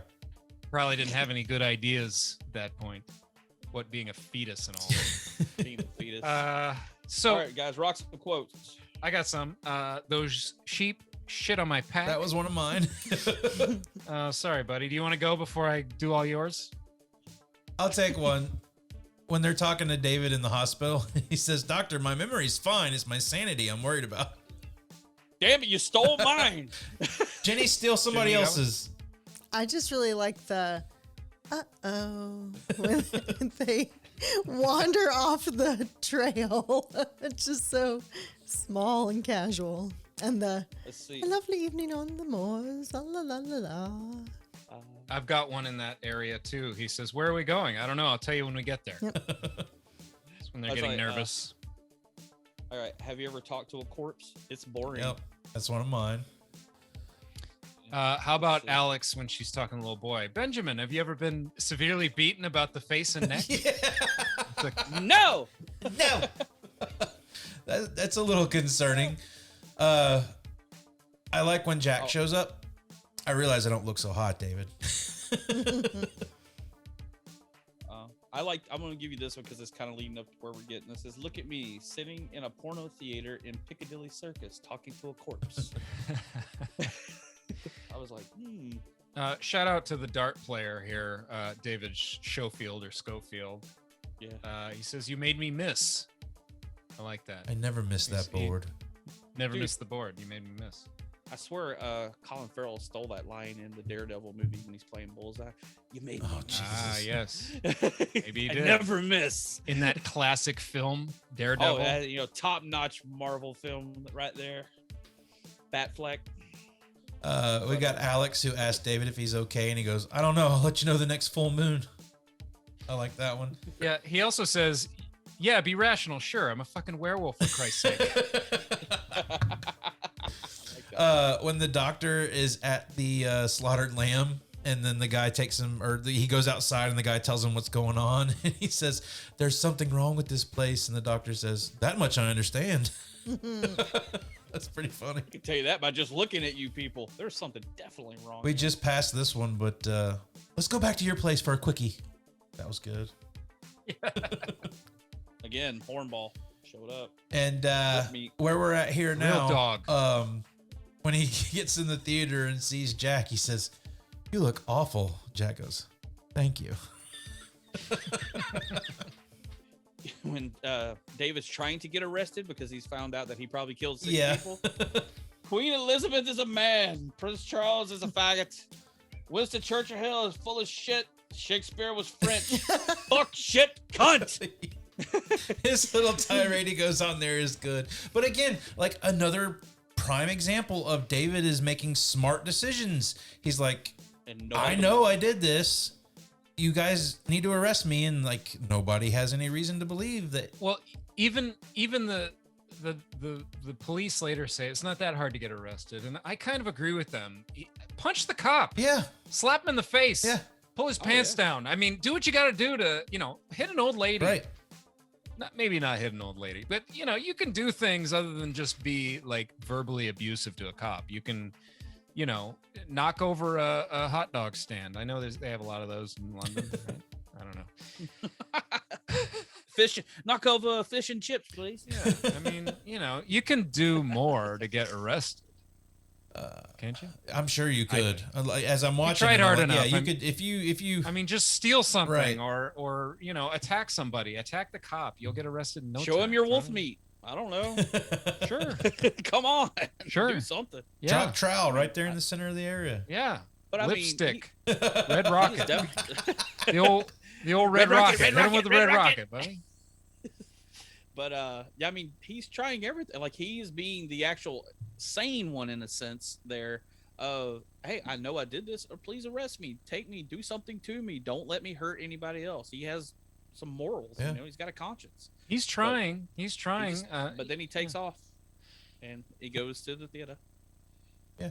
Let's ignite some passion and talk about See You Next Wednesday. Well, I do like that they give us a minute for to spend with David and show him some humanity.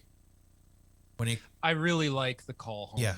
With David, like he's decided that he's going to do this, and he knows he's probably going to die tonight, and he wants to talk to his parents, which is sweet, especially for an older, like a 20-something guy. Yeah, I mean, he's at the end of his rope, and he wants to talk to his mom and dad, and it's kind of a bummer that he can't, and he tells his little sister he loves her, and it's a bit of a heartbreaking moment for this movie. It is a heartbreaking moment, and I like that it's there. It adds depth to this film that we so far haven't had so much of. Right. It makes you care about David, and nothing that I thought he was going to end it right there too in the phone booth. I mean, he pulls out the freaking Swiss Army knife and was about to slit his wrist right there in the phone booth, do it, but he couldn't do it. It's tough. And I mean, I couldn't do it either. It would, I mean, what an impossible task, particularly for somebody who doesn't want to die, it's hard enough. Right. But that is a great moment worth mentioning. But I mean, at this point, he's also only going off the word of others. Like he doesn't know what he's doing when he's transformed. He just knows that he's in this situation, that it makes sense. So like, he's literally having to put faith in the fact that this is happening, and he doesn't even really know. Like, you know what I mean? Like, right. It's just a weird, it's a heartbreaking scene to watch, and like the situation is awful. Which is weird being in the middle of this comedy, horror comedy movie, but they still play that beat really well for him. It's a great balance. And, mentioning something like Shaun of the Dead. Yeah. I think does the same thing. Yeah. They have moments of real sadness there, and real emotional beats that, you don't always get in every horror comedy that are just like madcap goofiness. You get an actual real like moment there. It's so crazy how I've never thought of Shaun of the Dead in comparison to this movie. I guess it's because I haven't really watched this movie that much in my life to know it that well. But I mean, I've watched it twice in a week now, and I'm ashamed that I haven't watched this movie more because, I mean, not giving too much away because I think I've said a lot already. But I fucking love this movie. Like, there's a lot to like here for me. Yeah, they're definitely good. I mean, it's like the part where David's talking. It's kind of like the part where Sean with his mom. Yeah. In the movie, you get that. That's a pretty sad scene with his mom there in the movie. So yeah, and like I said, you go back and you just watch that. Go watch Shaun of the Dead again, in the next couple of days, and there's a lot of similarities here. A lot of them. The humor, everything. It's a lot. Well, I'm glad you brought up humor because now that we're in the theater, this is one of my favorite scenes of this movie. The comedy here of them trying to convince David to kill himself. Oh my God, dude, it's hilarious. I mean, dude, just think of the concept of this scene. Okay, you have a man. There's a porn film playing in the back of this film, right? He's talking to his dead friend who's now decomposed down to almost skeletal level. All his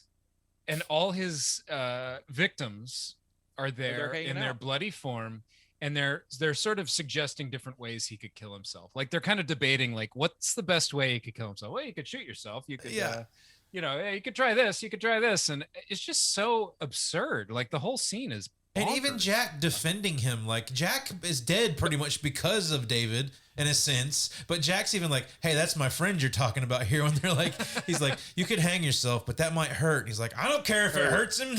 Let him choke. No friend of mine. Yeah, I love the couple. They're the ones that are the funny ones. They're oh yeah, just shoot yourself. Oh just yeah, put it in your mouth. I know where you can get a gun. It's so funny. Yeah, they're very light. The other people are very. The subway guy is really serious, resentful for their deaths, but that couple for some reason is a great mood. They're just oh yeah, you should try this, try that. Well, the other thing, it's also funny the porn film, as well. That's where I was about to go. Apparently was directed by John Landis. They shot it for this, and I love that the guy walks in and neither of the people know him, and he's "Oh, sorry," and he leaves. Yeah. Oh no, I what did I tell you about the next time? What do you mean, or something like that? And who are you? And he turns around. I've never seen you before in my life. Oh, I've never seen you okay. Before? Oh. And then they get a call. They get a phone call. That's a wrong number or whatever too. That's top-notch porn right there. That's top acting. But I like when that scene ends, it cuts to David and Jack, and David goes, "Good movie." But where else would you expect Jack to be? To meet him and talk to him is at a freaking porn theater. I like when he's standing in front of the theater and he just points to the door for David to come over. He's dude, they're showing porn in here. That's all I could hear in his head. But that's where I thought it was funny to begin with, is the fact Jack's at a porn theater. Perfect sense. Jack's a bit of a perv. Yes. And he's the undead. Let him enjoy a little bit, I guess. So. You also kind of get the gag of when David starts to turn, he's sort of heavy breathing. He's acting a little crazy. And of course the usher is going to come over and be sir. I like that he just sits there and stares at him for a minute. Even when his freaking fingernails are coming out in his face and he's still standing I love there. that shot of the nails coming through his fingertips. Oh, it sends shivers down my back. But yeah, when they hear the screaming and the ticket lady sends the guy in to go check on it, that shot of the wolf standing over the body is really good. Yeah, when it hits him when the flashlight hits him, it's bam. Now, I like this whole scene because I really think, I don't know if Landis did it on purpose, but to me, being a horror movie person, I really thought this was a throwback to The Blob. Yeah, I thought the same thing, dude. The whole thing in the theater when everybody's rushing out and then it comes through the doors, and I really got a Blob feeling for this whole scene. I need to go back and watch The Blob. I mean, it's true for the original and the 80s one. They do the same thing in both movies.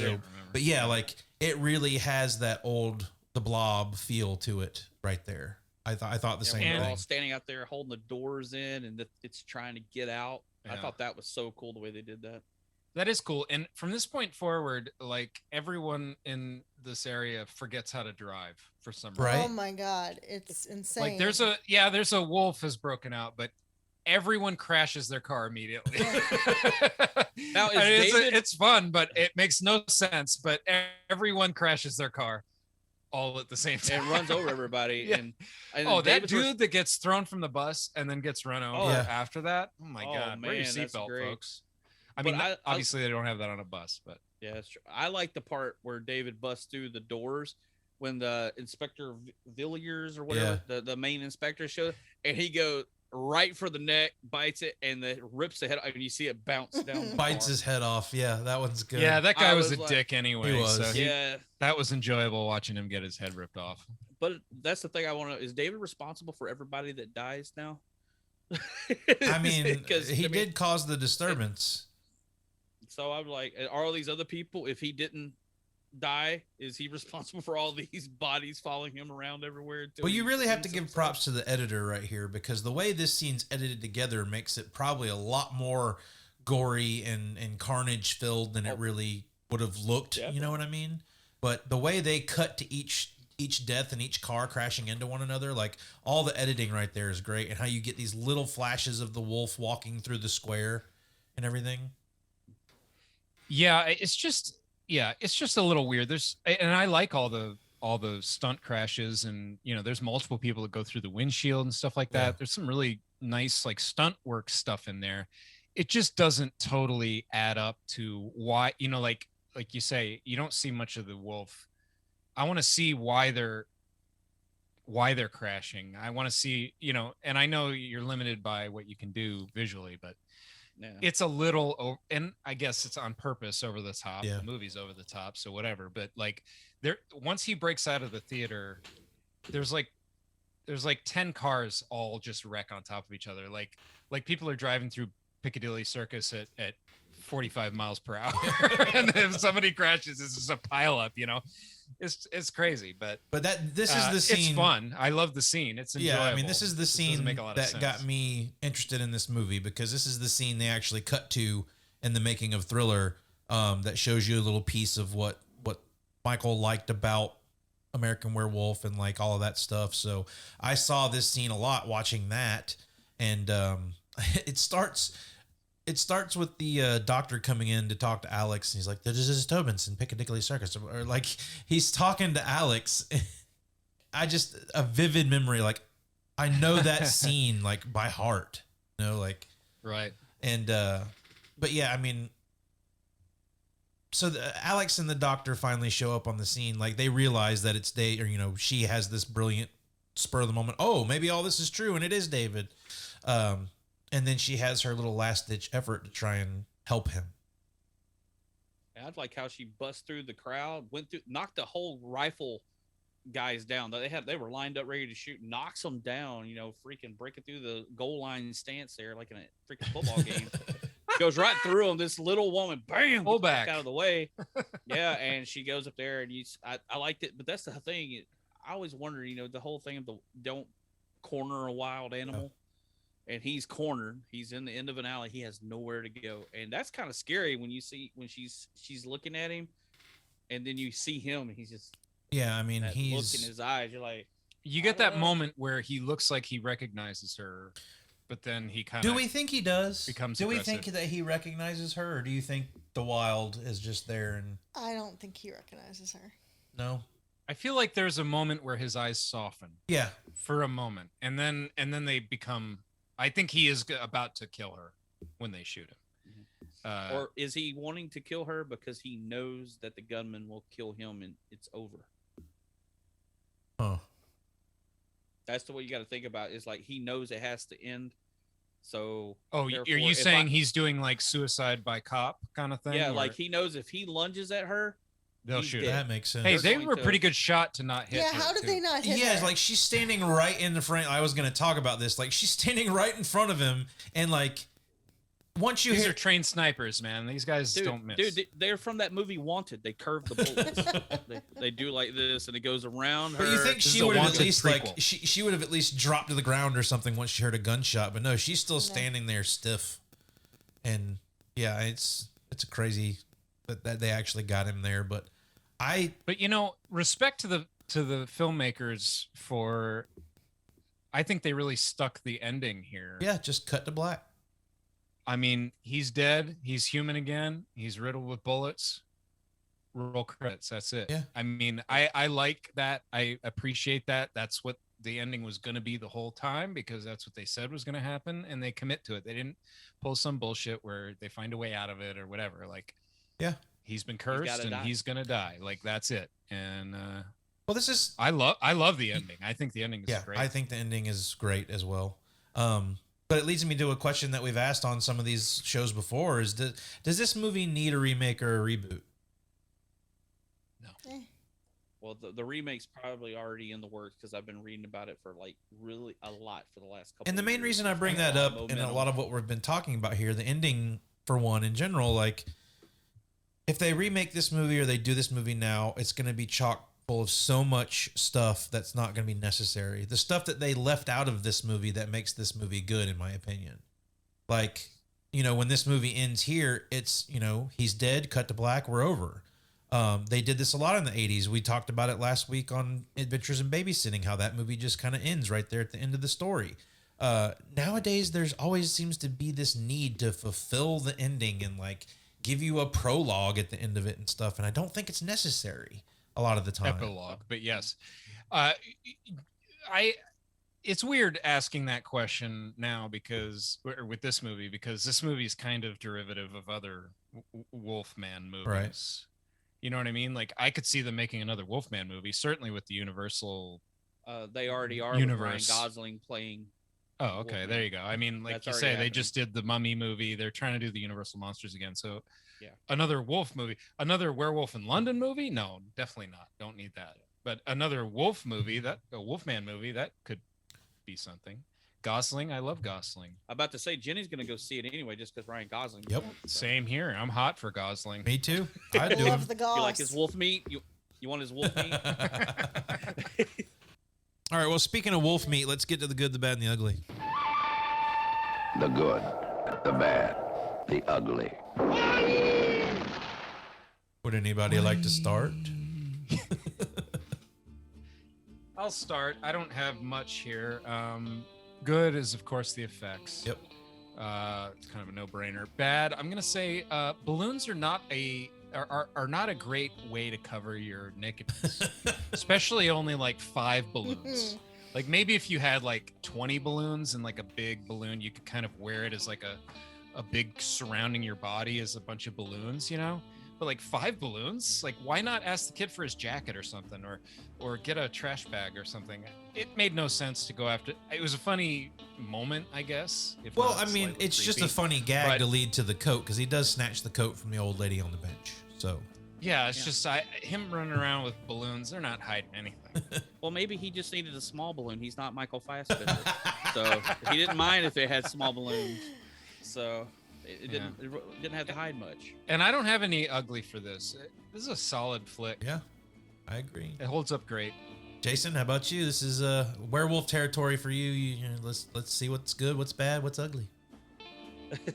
The good for me, of course, Rick Baker's work in this monumental from here on. Yeah. I mean, it set a standard in Hollywood for everything. And I mean, without Rick Baker, we wouldn't have got Rob Bottin with his stuff. So therefore, it carried on even through The Thing and on through The Howling and everything like that.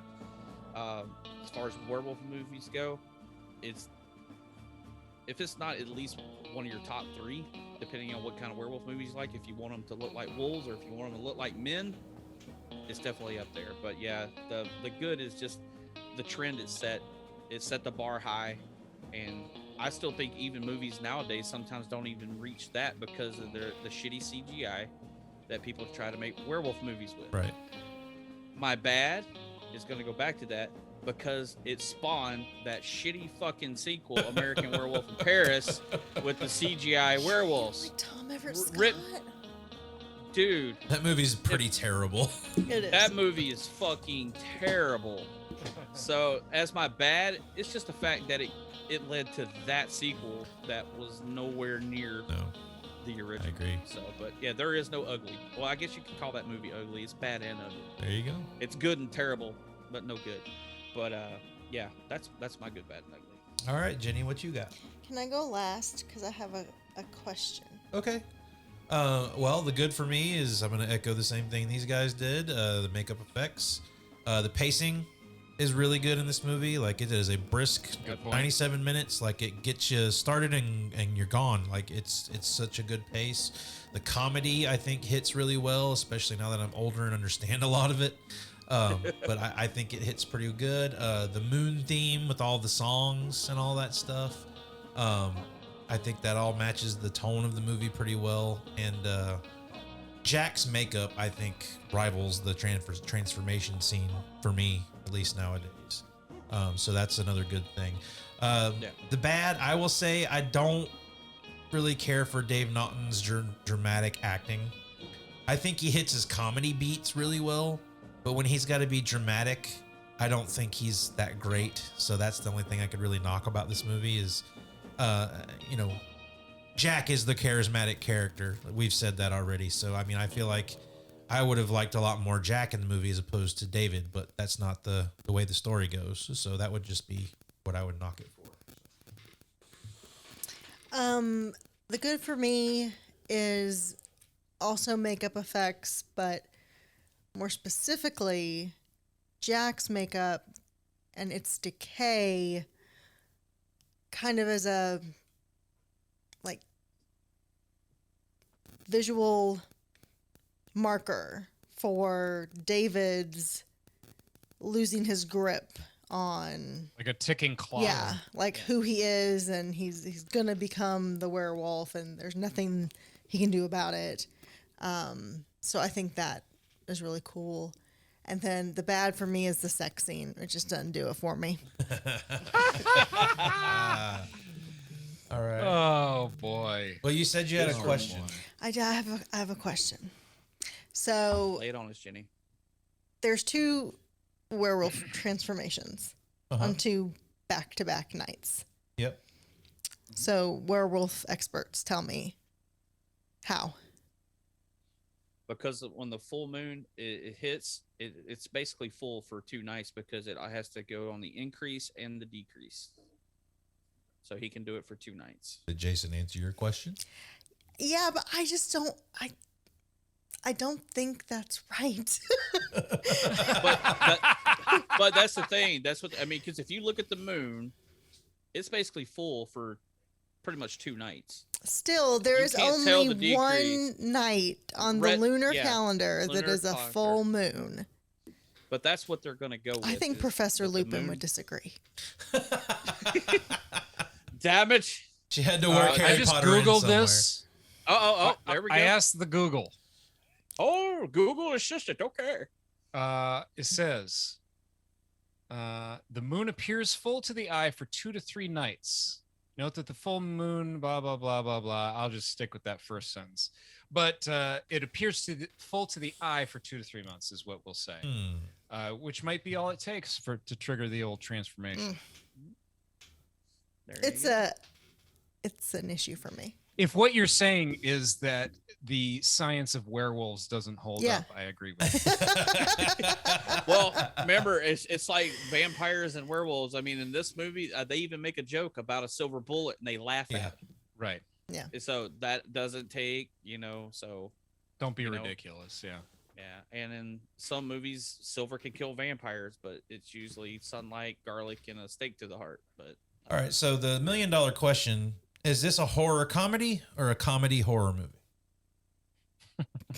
Does it matter?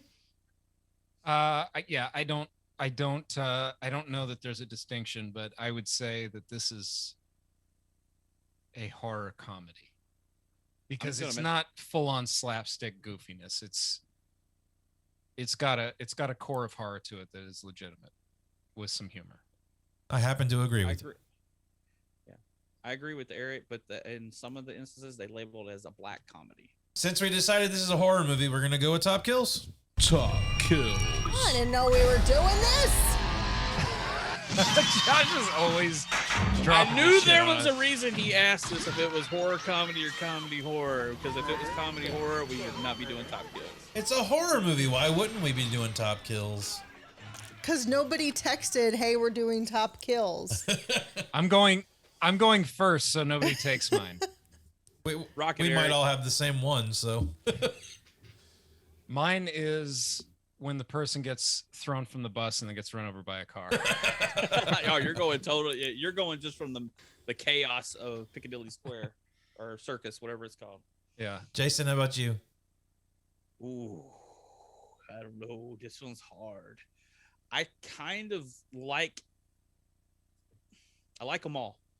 I mean, there's great kills, but I like the suspense and the dread of the shot from the top of the escalator of a David Wolfram coming in to kill the guy on the escalator. I think that's the most dread scare, other than the face with the eyes and the teeth. That still sticks with me, scare. But as far as just scariness of a scene, I like that one. All right. Well, I'm going with Jack. I mean, it's the first kill of the movie, and it's bloody, and it's pretty brutal. what it leads to of us being able to see Jack's decay throughout the movie. Like, I think it's just brilliant. Have you come up with anything, my dear? I'm going to go with the death of David as a human. All right. Pretty sad. Yeah. she went deep. Pretty dark. Pretty Pretty dark. I'm gonna go cry. Anybody got any like? I need a beer and some like drugs of some sort. Antidepressants. I'm gonna go cry in the corner now, Jenny. Thanks a lot. Well, that's our conversation about American Werewolf in London. I'm so glad we did this one. London. What? In London. Yeah, in London. What? You know what I'm talking about. I don't know what you're talking about. Have you guys ever watched Friends? Oh, Jesus. Oh, that's your thing, and yeah. In London. I'm more of a Parks and Rec kind of guy. Yeah, I've seen all of Friends, but I don't get your reference. I'm sorry. Sorry, Jenny. Karen, if you're out there, you know. You know. Well, I'm so glad we ended up doing this one. And I mean, again, I'll just say, like, I love this movie. I think it's very unique. And like, it has this really good balance between horror and comedy. And there's a lot left open-ended that I really like. And it kind of lets you stir on it a little bit. So I'm so glad we did this one. I'm glad we talked about it. It was something that I haven't seen a lot, so I don't have a whole lot of nostalgia for it per se. And we were able to kind of get a fresh take and sort of talk about it with fresh eyes a little bit. So I really enjoyed doing this one, guys. Yeah, it was fun. It was fun. But we're actually going to revert back to the Wheel of Movies this week because I haven't scheduled any other stuff. Wheel of Movies. Wheel of Fish.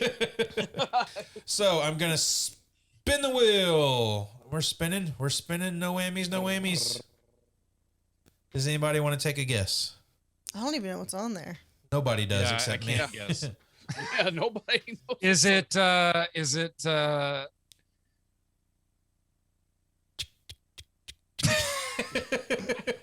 don't know. What's I don't funny know. is Josh probably went in and entered the same movie for every one of them. So he I did knew what not movie actually. we're- I will show Jenny that there are different movies on there. Is that what we're doing? Oh my god! Gasp. Yes! Josh made it stop. On I that should stuff just for stop now and let everybody wonder what it is we're doing. Yes! Let's let Jenny tell us what it is. Jenny. Let Jenny tell us. What are we watching next week? The Never-Ending Story. Oh my god. So we get to watch another werewolf movie? Basically, yeah. 'Cause Oh then my nothing is a God. werewolf. Oh my god. My Artax, whole no. childhood. Oh, Oh man. text me. Oh god. I'm gonna cry. yeah. Why do we have to watch Yeah, this? I'm let's gonna get need ready. more drugs and alcohol. I'm gonna sit in the corner and cry again. Hello. So All right. The Wheel of Movies has determined we are watching The Never-Ending Story for next week's show. So I hope everybody is excited for that. I know a lot of us probably have a lot of nostalgia for it. Look at him. I promise. Say my name. I promise, Eric. I shake my fist at you. I promise you guys, there are movies on there that you like. It's not going to be just Jenny movies. I swear. Why is that just a Jenny movie? Oh, it's a Josh movie too. Trust me. So. But you're probably the one who put it on the main list. Obviously. That's what I think. I think Jenny was one of the ones who recommended it. But I think we all, whenever we were given our list, we're like, we'll do that movie. So. Yeah. I haven't watched it in a while. I mean, I've definitely watched it many, many times, but not in a while. All right, everyone. We hope you had a good time listening to us talk about An American Werewolf in London. We'll be back next week with The Never-Ending Story for everyone. Please hit us up on the social medias. Send us an email if you have any questions, suggestions, or movie recommendations. And until next time, everyone, be kind and rewind. We'll see you. It's over. Bye-bye. It's over. Fuck out. You've been listening to the VHS Files Podcast. Watch a few movies, take a few notes. If you like what you heard, please subscribe and drop us a rating and a review wherever you get your podcast. It was fun. Send your questions, comments, and movie suggestions to vhsfilespodcast@gmail.com. You sick fucks, you've seen one too many movies. Don't you blame the movies! Follow us on all social media outlets at VHS Files Podcast. Movies don't create psychos. Check out our YouTube channel for more content. Movies make psychos more creative. Thanks for listening.